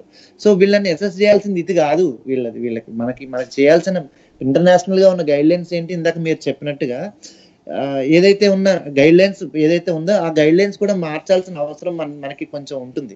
అంటే అసెస్మెంట్ గైడ్ లైన్స్, మానిటరింగ్ అనేది యాక్చువల్గా ఈ ఈ డిజైర్డ్ అవుట్కమ్ ఏదైతే మన సమాజం ఆశిస్తా ఉందో అది ప్రైవేట్ స్కూల్లో ఎందుకు వస్తూ ఉందంటే, టీచర్లు డైలీ పేరెంట్ టీచర్ మీటింగ్ పెడతారు. జనరల్ గా ప్రైవేట్ స్కూల్ పంపించే పేరెంట్స్ కొంచెం ఎడ్యుకేటెడ్ పేరెంట్స్ కాకపోతే జాయిన్ చేసుకోలేని స్కూల్స్ కూడా ఉన్నాయి. అట్లా పేరెంట్స్ ని ఇంటర్వ్యూ చేయటం ఇట్లాంటివి చేయటం వల్ల ఎడ్యుకేటెడ్ పేరెంట్స్ ఉంటే ఆటోమేటిక్ గా ఇలా జరుగుతుంది ప్రైవేట్ స్కూల్లో. దీని వెనకాల క్యాస్ట్ యాంగిల్ బయటకు వస్తా ఉంది. ఇప్పుడు ఇంగ్లీష్ మీడియం ఇంట్రడ్యూస్ చేస్తే కొన్ని దిగువ తరగతులు అంటే కులాల ఆధారంగా, అంటే నా ఉద్దేశంలో కాదు, కులాల ఆధారంగా బ్యాక్వర్డ్ క్లాసెస్ కానీ, బీసీ కానీ, ఎస్సీ ఎస్టీ ఈ కమ్యూనిటీస్ ఏవైతే ఉన్నాయో వీళ్ళు ఎక్కువగా ఆధారపడేది గవర్నమెంట్ స్కూల్స్లో కాబట్టి ప్రైవేట్ స్కూల్స్లో కాదు. కాబట్టి గవర్నమెంట్ స్కూల్స్లో ఇంగ్లీష్ మీడియం కనుక ఇంట్రడ్యూస్ చేస్తే,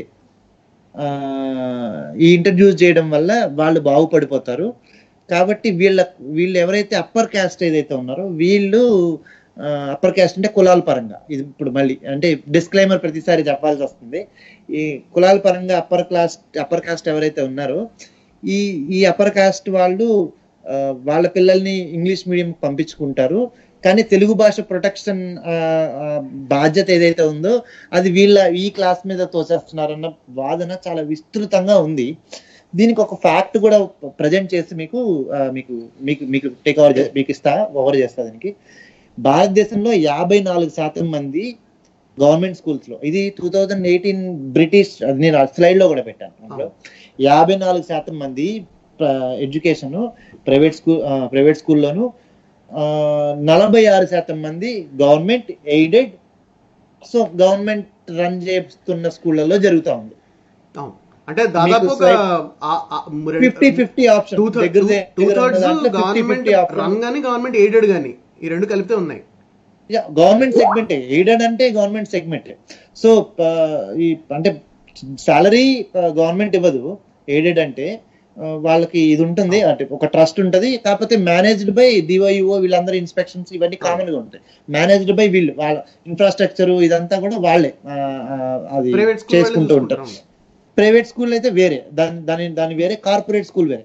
ఇప్పుడు ఎడ్యుకేషన్ ఏంటి, 54% ఏమో ప్రైవేట్ స్కూల్, కార్పొరేట్ స్కూళ్ళలో జరుగుతుంటే మిగిలిన 50% అంటే 50-50 అనుకుంటే దాదాపు ఆ 4% అటు ఇటుగా తీసుకున్నా, అంటే 2018 లెక్కలు ఇవి, 19 లెక్కలు కాదు. సో కొంచెం అటు ఇటుగా మారుండొచ్చు. సో ఈ వాదన అంటే మన జనాభా మనం తీసుకున్నా సరే ఈ అప్పర్ క్యాస్ట్ అనే వాదన ఏదైతే ఉందో, ఎక్కువ మంది ఇందులో ఈ ఓన్లీ అప్పర్ కాస్ట్ మాత్రమే ప్రైవేట్ స్కూల్స్కి వెళ్తున్నారు అనేది యాక్చువల్గా ఇట్స్ రాంగ్. ఎకనామిక్ గా బాగా ఉన్న వాళ్ళు ప్రైవేట్ స్కూల్కి వెళ్తున్నారు, ఎందుకంటే they are able to afford fees. ఇందులో క్యాస్ట్ ఇష్యూ తీసుకొచ్చి దీని వెనకాల కుట్ర ఉంది అని అంటున్నారు కదా, దీన్ని ఖచ్చితంగా యాక్చువల్గా మనం అందరం దృష్టిలో పెట్టుకోవాల్సిన మాట. మీరు దీని మీద కామెంట్ చెప్పండి. అంటే ఇక్కడ ప్లెయిన్ అండ్ సింపుల్ అంటే ఒక విషయం ఏంటంటే, అంటే ఇప్పుడు ఎడ్యుకేషన్ అని విద్య అనేది చాలా పెద్ద అంశం. ఎందుకంటే ఇవాళ రోజున మీరు మామూలుగా మీరు చూస్తే ఏంటండి, ఇవాళ 30% జనాభా 14 సంవత్సరాల కన్నా తక్కువ ఉన్న వయసే. అంటే ఏంటి, 30% మంది మన దేశంలో ఉన్న బతుకుతున్న మనుషులు చదువుకుంటున్నారు, పిల్లలు వీళ్ళందరూ స్కూల్స్ లో చదువుకుంటారు. సో విషయం ఏంటంటే, మనం అవుట్కమ్స్ అంటే ఎక్కడ సమస్య ఉందో దాని గురించి మనం శ్రద్ధ పెట్టడం అనేది నాకు తెలిసి నా ఉద్దేశంలో ముఖ్యం, మొదటిది.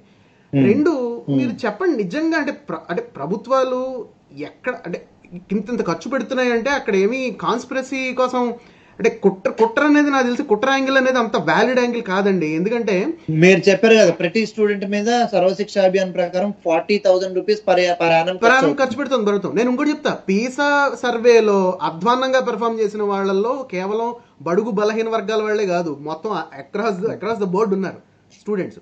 సో మీరేదో ఇప్పుడు ఎవరో సోకాల్డ్ అప్పర్ కాస్ట్ లో ఉన్నారు కాబట్టి వాళ్ళకి మంచి చదువు అందుతుంది అనుకోవడానికి లేదేమీ. It's not given. So slide ఇప్పుడు వస్తుంది. ఇప్పుడు ఇందాక మనకి మురళి గారు అన్నారు కదా, అప్లికేషన్ ఫిల్ చేయలేకపోతున్నారు తెలుగు మీడియం వాళ్ళని. సోకాల్డ్ అప్పర్ కాస్ట్ లో చదువుకుని ఇంగ్లీష్ మీడియంలో చదువుకున్న వాళ్ళు కూడా ఫిల్ చేయలేకపోతున్నారు అప్లికేషన్లు. సో అవుట్కమ్స్ వైజ్ లెర్నింగ్ బోధన విషయంలో అధ్వాన్నంగా ఉందన్నది అక్రాస్ ద బోర్డ్ ఉందండి, దేశవ్యాప్తంగా ఉంది. ఇది కేవలం ఈ ఒలింపియాడ్ లో గెలుస్తున్న పిల్లలు లేకపోతే అట్లాంటి స్కూల్స్ అనేవి చాలా హ్యాండ్ఫుల్ ఉన్నాయి, చాలా తక్కువ పర్సెంటేజ్ ఇవి చూసుకుంటే. మోస్ట్ పర్సెంటేజ్ ఇందాక మనం చూసాం చూడండి, ఆల్మోస్ట్ 67% ఆఫ్ ఎన్రోల్మెంట్స్ అనేవి మీకు గవర్నమెంట్ మేనేజ్డ్ కానీ గవర్నమెంట్ ఎయిడెడ్ స్కూల్స్ లో కానీ జరుగుతుంది. సో ప్రభుత్వాన్ని సో ఇది జరుగుతుంది. ప్రైవేట్ స్కూల్స్ లో కూడా కొన్ని స్కూల్సే, ఈ ఇంటర్నేషనల్ స్కూల్స్ కానీ కార్పొరేట్ స్కూల్స్ కానివ్వండి, వాటిల్లో కూడా టీచింగ్ మెథడ్స్ బాగున్న కొన్ని స్కూల్స్ లోనే అంటే పనికొచ్చే విద్య అంటే అంటే ఏంటంటే ఉపయోగకరమైన విద్య అందుతోంది. ఉపయోగకరమైన విద్య అంటే ఉద్యోగం కోసం ఉపయోగకరం కాదు, మామూలుగా పిల్లవాడి నైపుణ్యానికి దానికి అంటే ఉపయోగపడుతున్న విద్య అందుతోంది. మిగతా ఎక్కడ అందడం లేదు. సో మనం ఈ భ్రమల్లో ఉంటుంది, ఏంటి మీడియం మారిస్తే జీవితాలు మారిపోతాయి అనుకునే వద్దు. తెలుగు మీడియంలో 50 మార్కులు వస్తుంటే ఇంగ్లీష్ మీడియంలో 40 వచ్చింది అనుకోండి, మీడియం మార్చడం వల్ల ఇద్దరికి ఈ ఇద్దరు స్టూడెంట్స్ కి ఫ్యాక్టరైజేషన్ చేయడం రాదు, ప్రైమ్ ఫ్యాక్టరైజేషన్. ఈ ఇద్దరు స్టూడెంట్స్ సింపుల్ ఇంట్రెస్ట్ కూడా క్యాలిక్యులేట్ చేయలేరు, తెలుగులో చెప్పనివ్వండి ఇంగ్లీష్లో చెప్పనివ్వండి. సో ఇది అసలు అంటే నా ఉద్దేశంలో మీరు first of all learning methods, teaching methods, బోధన అన్నదాని మీద దృష్టి పెట్టకుండా మాధ్యమం మారిస్తే ఫలితాలు వచ్చేస్తాయి అనుకుంటే పూర్తిగా తప్పది. మీకు ఎక్కడ ఏ సర్వేలో కానీ రిపోర్ట్స్లో కానీ మీకు ఎక్కడ రిజల్ట్స్లో చూసినా కానీ ఇది బోధన మాధ్యమం వల్ల ఇది ఈ ఫలితం తక్కువ వచ్చింది, సరిగా పర్ఫార్మెన్స్ లేదు అన్నది ఎక్కడ లేదు కదా. టీచింగ్ అవుట్కమ్స్ లేవు మొదటిది. 2 మీకు అంటే ఇది చాలా ఇంపార్టెంట్ విషయం అండి, ఏంటంటే విద్యార్థుల మీద వాళ్ళకి ఎలా నేర్పితే అర్థం అవుతుంది అన్న దాని మీద దృష్టి లేదు టీచింగ్ వైజ్లో, కనబడుతోంది క్లియర్గా అదైతే. 2 ఏంటంటే ఇది అంటే దీని మీద చాలా రీసెర్చ్ ఉందండి. అంటే ఇదేదో మనం లాజిక్ వాడి చెప్తుంది కాదు, ఇది ఎంపిరికల్ రీసెర్చ్. అంటే ఇది ఏంటంటే గణాంకాలు అంటే పరిశోధన ఆధారంగా చెప్తున్న అంశాలు ఏంటంటే, మనకి మొన్న నోబెల్ పురస్కారం వచ్చింది కదా ఎకనామిక్స్లో, అభిజిత్ బెనర్జీ గారు, భారతదేశ చెందిన ఆర్థికవేత్త. ఆయన రాసిన పుస్తకాలు మీరు చూడండి, పూర్ ఎకనామిక్స్ అని పుస్తకం రాశారు ఆయన. ఆయన రీసెర్చ్ అంతా ఎక్కువ ఈ పేద దేశాల్లో ఉన్న వాళ్ళ ఎడ్యుకేషను, హెల్త్, ఇంకా వాళ్ళ ఫైనాన్షియల్ దాని మీద వాళ్ళు ఎట్లాంటి యాటిట్యూడ్స్తో ఉన్నారు, ఏం జరుగుతోంది అన్న దాని మీద ఆయన రీసెర్చ్ చేసింది పూర్తిగా. అది పూర్తిగా ఎంపిరికల్ రీసెర్చ్ ఆయన చేసింది. అందులో ఈ ప్రథమ్ వాళ్ళతో కలిసి వాళ్ళు స్కూల్స్ లో పనిచేయడం జరిగింది, ఇండియాలోను బంగ్లాదేశ్లోను ఇలాంటి దేశాల్లో. వాళ్ళు గమనించిన కొన్ని అంశాలు చూస్తే మనకి కొంచెం ఆశ్చర్యం వేస్తుంది. ఏంటంటే మనం అనుకుంటాం కదా టీచర్లు సరిగా శ్రద్ధ పెట్టట్లేదు అని చెప్పని. ఒకటి ఏంటంటేనండి గమ్మత్తైన అంశం, ఎవరైతే క్లాస్లో బాగా చదువుతారో, బాగా పెర్ఫామ్ చేస్తారో వాళ్ళ మీద ఎక్కువ దృష్టి పెడతారు యాక్చువల్గా గవర్నమెంట్ స్కూల్స్లో టీచర్స్. ఎవరైతే average bottom of the class ఉన్నారో వాళ్ళని పట్టించుకోరు ఎక్కువ. సో అందుకనే మీకు 40% మంది 8వ తరగతిలో ఉన్న వాళ్ళకి 5వ తరగతి లెక్క చేయడం రాకపోవడం ఇదే కారణం. మీరు చూస్తే ఆ 8th క్లాస్లో ఉన్న పిల్లలు, 5th క్లాస్లో ఉన్న పిల్లలు, వాళ్ళలో ఉన్న క్రీమ్ ఎవరైతే ఉంటారు, టాప్ బాగా చదివాడు ఉంటారో వాళ్ళు చేయగలుగుతారు. వాళ్ళు బయటికి వెళ్ళి ఇంగ్లీష్ నేర్చుకోగలుగుతారు, బ్రిడ్జ్ చేయగలుగుతారు. ఎందుకంటే వాళ్ళకి టీచర్స్ దగ్గర నుంచి ఆ ఎంకరేజ్మెంట్ ఉంటుంది, ఇంట్లో ఆ ఫెసిలిటీ ఉండొచ్చు. సో వాళ్ళకి దే హ్యావ్ ఆ ఎంకరేజ్మెంట్ అనేది ఉంటుంది. అంటే వాళ్ళ మీద చూపించే యాటిట్యూడ్ అనేది డిఫరెంట్గా ఉంటుంది. కానీ ఎవరైతే average are below average students ఉంటారో వాళ్ళ మీద సాధారణంగా కనబడే యాటిట్యూడ్ ఏంటంటే వీళ్ళు ఎట్లాగూ చదువుకోరు, లేకపోతే వీళ్ళు ఎట్లాగూ అంటే వీళ్ళని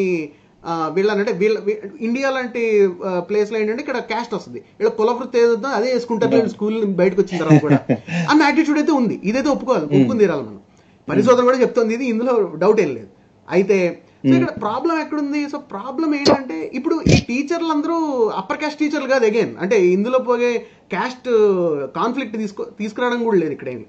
సో ఇక్కడ teachers irrespective of the teachers background ఏంటంటే టాప్ ఆఫ్ ద క్లాస్ ఎవరైతే పర్ఫామ్ చేస్తారో వాళ్ళ మీద శ్రద్ధ ఎక్కువ పెట్టడం అనేది జరుగుతుంది. ఇది అబ్జర్వ్డ్ ఫ్యాక్ట్. ఇది ఒకటి. 2 ఏంటంటే ఇప్పుడు యావరేజ్ బిలో యావరేజ్ ఎవరు ఉంటారో స్టూడెంట్లు, అంటే ఇప్పుడు 50 మార్కులు వచ్చే స్టూడెంట్ మీద మీరు దృష్టి పెట్టడం కన్నా 80 మార్కులు వచ్చే స్టూడెంట్ మీద దృష్టి పెడితే 80 వచ్చిన వాళ్ళకి 90-95 వస్తాయి, కానీ 50 వచ్చిన వాళ్ళకి మా అయితే 65-70 వరకు వెళ్ళగలుగుతారు కదా అన్న ఒక అదేంటంటే దానివల్ల ఉపయోగం లేదన్న ఒక యాటిట్యూడ్ ఉంది చూడండి, అది చాలా ప్రాబ్లమేటిక్ అని చెప్పని ఈ పరిశోధనలు అంటే వీళ్ళు చేసిన పరిశోధనలో కొంత తేలింది. ఒకటి. 2 ఏంటంటే బాంబేలో స్పెసిఫిక్గా బాల్ సఖీ అని చెప్పిన ఒక ప్రోగ్రామ్ కండక్ట్ చేశారు. వీళ్ళు చేసి ఏం చేశారంటే వీళ్ళు చేసింది రెమిడియల్ ట్యూటరింగ్ అనమాట. అంటే ఎవరైతే యావరేజ్ బిలో యావరేజ్ స్టూడెంట్స్ ఉంటారో వాళ్ళకి పర్సనల్ గా వాళ్ళకి మెంటర్స్ ని అసైన్ చేయడం, వాళ్ళ చేత రెమిడియల్ ట్యూటరింగ్ చెప్పించడం అనమాట. అంటే రెమిడియల్ స్టడీస్ అంటే ఇప్పుడు ఎక్కడైతే వాళ్ళు వెనకబడి ఉన్నారో ఏ సబ్జెక్ట్స్ లో లేకపోతే ఏ అంశాల్లోనో స్పెసిఫిక్ గా వాటి మీద దృష్టి పెట్టి చేయించడం అనేది. సో అలాంటివి యాక్చువల్గా రిజల్ట్స్ అంటే స్కోర్స్ టెస్ట్ అవుట్కమ్స్ ఇంప్రూవ్ చేసి. సో ఇలాంటివి చాలా ఉన్నాయి. ఇంకొకటి ఏంటంటే అంటే కొంత స్థాయిలో ఏంటంటే కొంత సైకలాజికల్ ఇష్యూస్ కూడా ఉన్నాయండి. ఏంటంటే ఇప్పుడు పిల్లలకి కొంత స్థాయిలో ఏంటంటే వాళ్ళ ఇంట్లోనే ఇప్పుడు 4 పిల్లలు ఉన్నారనుకోండి, ఒకళ్ళ చదువు మీద దృష్టి ఎక్కువ పెడతారు, మిగతా వాళ్ళ చదువు మీద అంత దృష్టి పెట్టవచ్చు. ఏమంటారంటే మిగతా వాళ్ళకి అబ్బడం లేదు చదువు అంటారు. ఈ చదువు అబ్బకపోవడం అనేది ఎప్పటి నుంచో ఉంది మన యాక్చువల్గా, అది కూడా ఒక కల్చరల్ యాటిట్యూడ్ ఉంది మన దగ్గర. సో ఇలాంటి సమస్యలు ఉండడం. కాబట్టి ఏంటంటే మొదటి ఒకళ్ళ విద్య మీద కాన్సన్ట్రేషన్ ఎక్కువ శ్రద్ధ పెట్టడం, మిగతా వాళ్ళందరినీ అవసరం లేదులే. ఇప్పుడు వాళ్ళు సపోజ్ వాళ్ళకి 1 ఎకరం 2 ఎకరాల పొలం ఉందని చూసుకోవాలనుకోండి, వీళ్ళని స్కూల్ మాన్పించేసి కూడా చేయించడం, అదే ఆడపిల్లలు అయితే వాళ్ళకి పెళ్లిళ్ళు చేసేయడం, ఇట్లాంటివి చేయడం అనేది ఇలాంటి యాటిట్యూడ్స్ కూడా కొంత మేరకు అంటే వాళ్ళ సైకాలజీ అంటే పిల్లల మానసిక ఎదుగుదలని కొంతవరకు షంట్ చేస్తున్నాయి in terms of education. So ఇవేంటంటే ఇవి పరిశోధనల నుంచి తెలుస్తున్న మనకు అంశాలు. సో ఇప్పుడు దీంట్లో ఏంటంటే క్యాస్ట్ యాంగిల్ అంటే క్యాస్ట్ అంటే కులం పాత్ర ఎంత ఉందన్నది లేదని ఎవరు అనట్లేదు. ఎంతవరకు ఉందో అంతవరకు మనం చూసుకుంటే మనం ఏంటంటే మనం ఇంప్రూవ్ చేయడానికి మనకి దారి కనబడుతుంది. ఇప్పుడు ఎట్లా ఉందంటే మీరు దీన్ని డిబేట్ని ఎట్లా తయారు చేశారంటే ఓ పక్కేమో ఒకళ్ళు వచ్చేసి తెలుగు మాతృభాష మన అందుకని అది పెంపొందించడానికి మాధ్యమం ఉండాలి అనడం, ఇంకో పక్క వచ్చేసి అయితే మీ పిల్లల్ని ఎందుకు చదివించలేదు ఇంగ్లీష్ మీడియం స్కూల్స్లో, మా పిల్లల్ని ఎందుకు చదివిస్తున్నారు అని అనడం.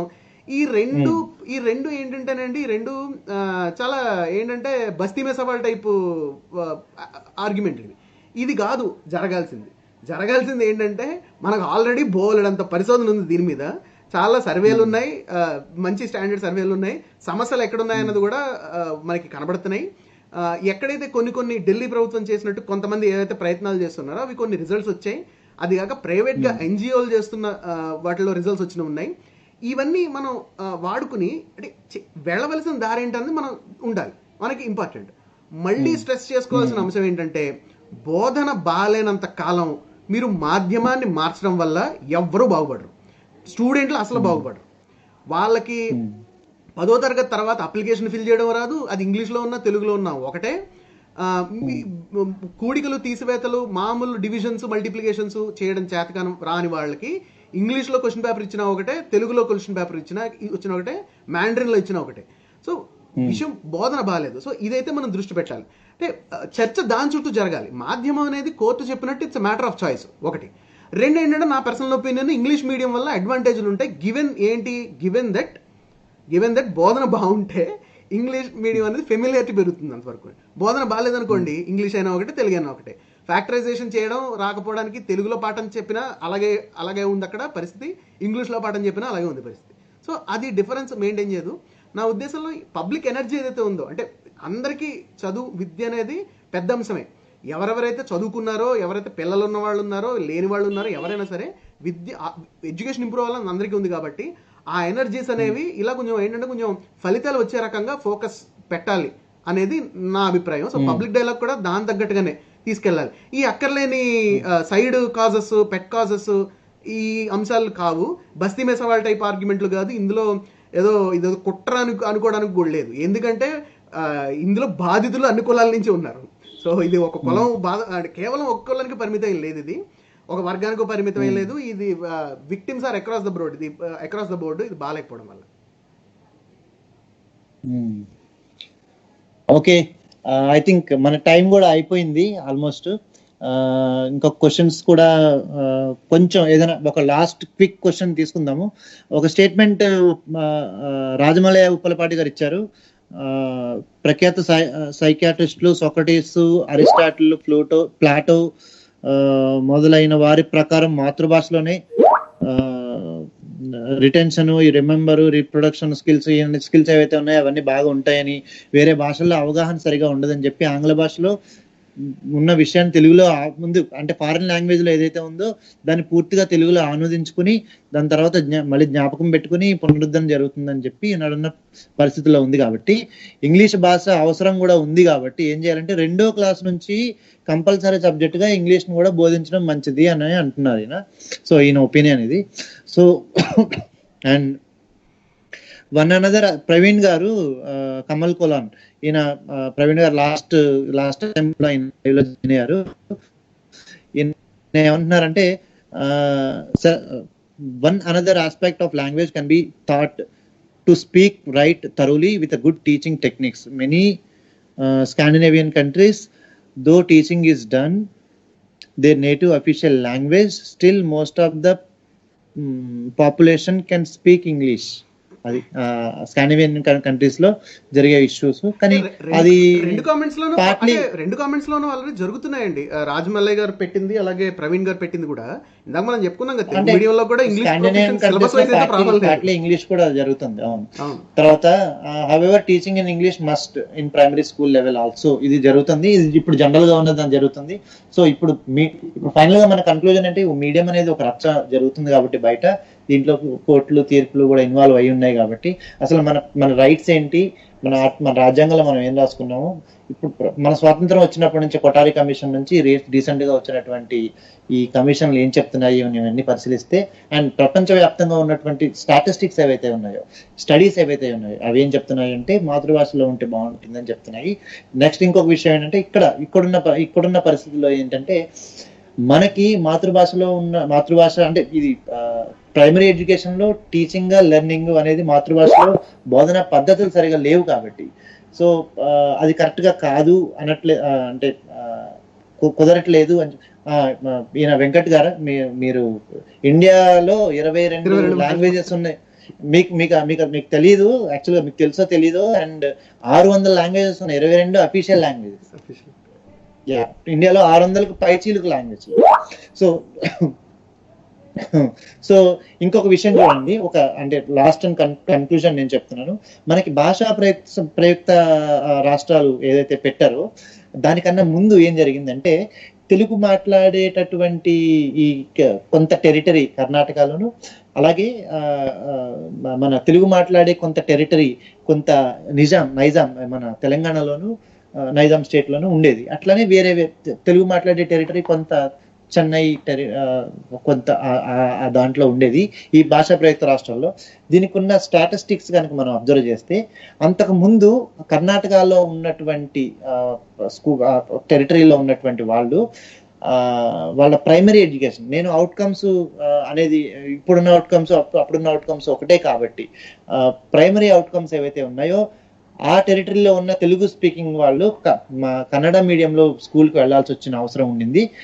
ఆ టైంలో డ్రాప్ అవుట్ రేట్ కానీ లేదంటే వాళ్ళ అసెస్మెంట్ చేస్తే వాళ్ళ రాణింపు చదువులో వాళ్ళ రాణింపు లెవెల్ కానీ తక్కువగా ఉంది.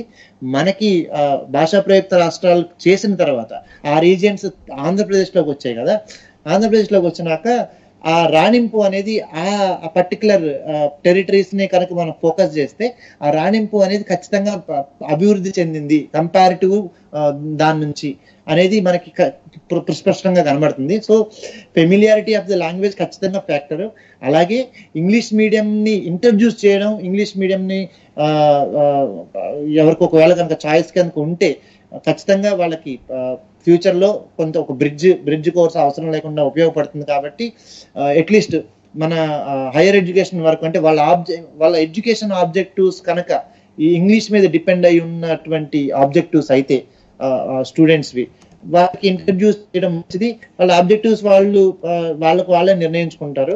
హైకోర్టు ఏదైతే తీర్పిచ్చిందో రెండు భాషలలో మీడియం అవైలబిలిటీ ఉండాలని చెప్పి ఇది ఖచ్చితమైన మంచి తీర్పే అని చెప్పి మనం కూడా అనుకోవాలి.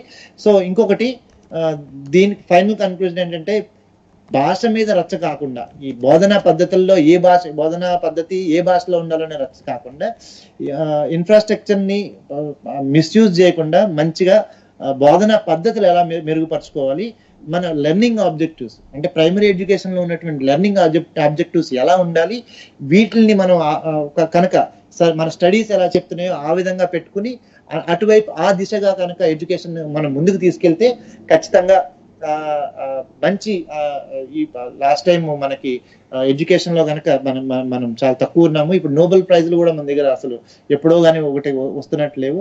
సో ఈ పరంగా నెక్స్ట్ ఇంకొకటి ఏంటంటే, ఒక ఇంపోజ్ చేసిన భాషని నేర్పే బదులు ఇంగ్లీష్ నేర్పడం డీసెంట్ గా ఒక కరెక్ట్. అదంటే ఫర్ ఎగ్జాంపుల్ మెర్క్యూరీ, నేను ఇందాక చెప్పినప్పుడు తెలుగుని అనువదించడానికి కష్టపడి కొత్త కొత్త ప్రయోగాలు, సంస్కృతంలో చేసిన ప్రయోగాలు తెలుగులో ప్రవేశపెట్టి అవన్నీ మనిషి మీద, వ్యక్తి మీద ఇంపోజ్ చేసి అది ఫ్యూచర్ గా ఉపయోగపడుతుంది.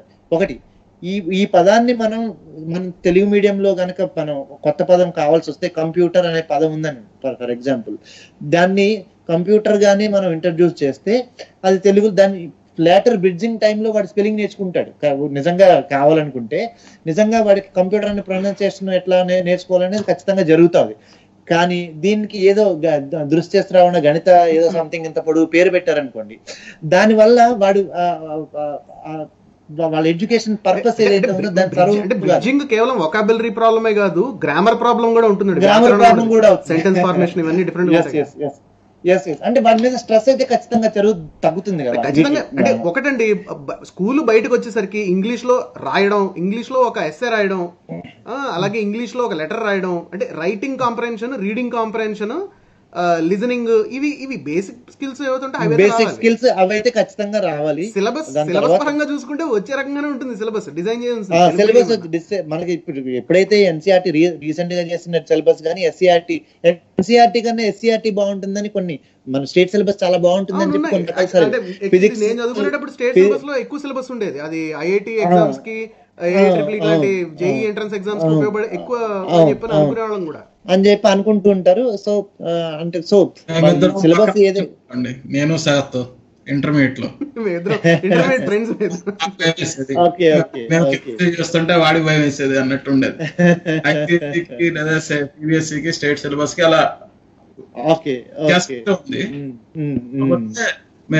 సబ్జెక్ట్ పరంగా వ్యత్యాసం అని కాదండి. మనం చూసుకుంటే ఎప్పుడైతే భాషకి బ్రిడ్జింగ్ కావాల్సి వచ్చింది అనే పరిస్థితి ఉంది కదా, దాని మూలంగా మనం ఏమంటారు ఇబ్బంది గురవుతాం. ఆ ఇబ్బంది. ఇంకొకటి, ఒక లాంగ్వేజ్ నేర్చుకున్న వాళ్ళకి మీరు బ్రిడ్జింగ్ అనేది అంటే అవసరం పడింది అంటున్నారు కదా. ఒక లాంగ్వేజ్ నేర్చుకున్న వాళ్ళకి ఇంకో లాంగ్వేజ్ నేర్చుకోవడం చాలా ఈజీ కంపారిటివ్లీ. అండ్ రెండో లాంగ్వేజ్ రావడం కూడా మంచిది. మూడు లాంగ్వేజ్ మన దాంట్లో చూడండి, Hindi first language, second language, third language, మూడు నేర్చుకుంటాం. అది చాలా ఇబ్బంది. 10th క్లాస్ వరకు సెకండ్ లాంగ్వేజ్. ఓకే, నాకు సమస్యలు ఏమీ తెలియవు. నేను సంస్కృత్ ఇంగ్లీష్ లో రాస్తాను. సంస్కృత భాష లేదు, మీరు ఇంగ్లీష్ లో రాయొచ్చు. అదే హిందీలో రాయలేదు, తెలుగులో రాయలేదు, ఇంగ్లీష్ లో. హిందీ తెలుగులో రాయాలన్న రూల్ లేదు, ఇంగ్లీష్ లో కూడా రాయొచ్చు. సంస్కృత భాష లేదు. ఫైనల్ గా మన కన్క్లూజన్ ఏంటంటే రిమార్కబుల్ చేంజ్ ఎందులో రావాలి అంటే, ఎడ్యుకేషన్ సిస్టమ్ లో రిమార్కబుల్ చేంజెస్, మన లెర్నింగ్ అవుట్కమ్స్ ఏవైతే మనం డిజైరబుల్ అనుకుంటున్నామో అవి ఖచ్చితంగా చేంజ్ అవ్వాలి. వరల్డ్ వైడ్ ఏదైతే మనం క్రైటీరియా పెట్టుకున్నామో ఆ క్రైటీరియాలోనే మనది ఉంటే, అంటే చాలా సైంటిఫిక్ స్టడీస్ చేసి ఇవి కావాలి, primary education loan secondary education లో రావాల్సిన అవుట్కమ్స్ ఇవి ఉండాలి అని చాలా స్టడీస్ చేసి పెట్టినవి కాబట్టి వాటిని మనం అడాప్ట్ చేసుకుని ఈ లెర్నింగ్ అవుట్కమ్స్ ని మనం డిజైర్డ్ గా మార్చుకోవాలి. కేవలం ఎగ్జామినేషన్ సిస్టమ్ గా కాకుండా ఒక ఓవరాల్ గా ఒక మనిషి యొక్క పూర్తి దాన్ని ఏమంటారు 360 degrees ఆఫ్ డెవలప్మెంట్, దాన్ని తెలుగులో ఏమంటారో నాకు తెలియదు. సో టోటల్ సర్వతోముఖాభివృద్ధి అంటారా, ఈ విధంగా అయ్యేటట్టుగా మన ఎడ్యుకేషన్ సిస్టమ్ కనుక వస్తే ఖచ్చితంగా దాంట్లోనే రావాల్సి ఉంటుంది. And thank you very much Sharath garu. మీ పేరు నేను మర్చిపోయాను, మళ్ళీ చెప్పండి. Venkat garu, thank you very much for joining. Thanks a lot. And corona జాగ్రత్తలు అందరూ తీసుకుంటున్నారని చెప్పి, తర్వాత హ్యాండ్ వాష్ మీద, తర్వాత లాక్డౌన్ మీద కాన్సన్ట్రేట్ చేసి ఉంటున్నారని, మాస్కులు పెట్టుకుంటున్నారని నేను అందరికీ ఆశిస్తున్నాను. So thank you very much. Stay safe, stay home. Thank you అండి. నమస్తే.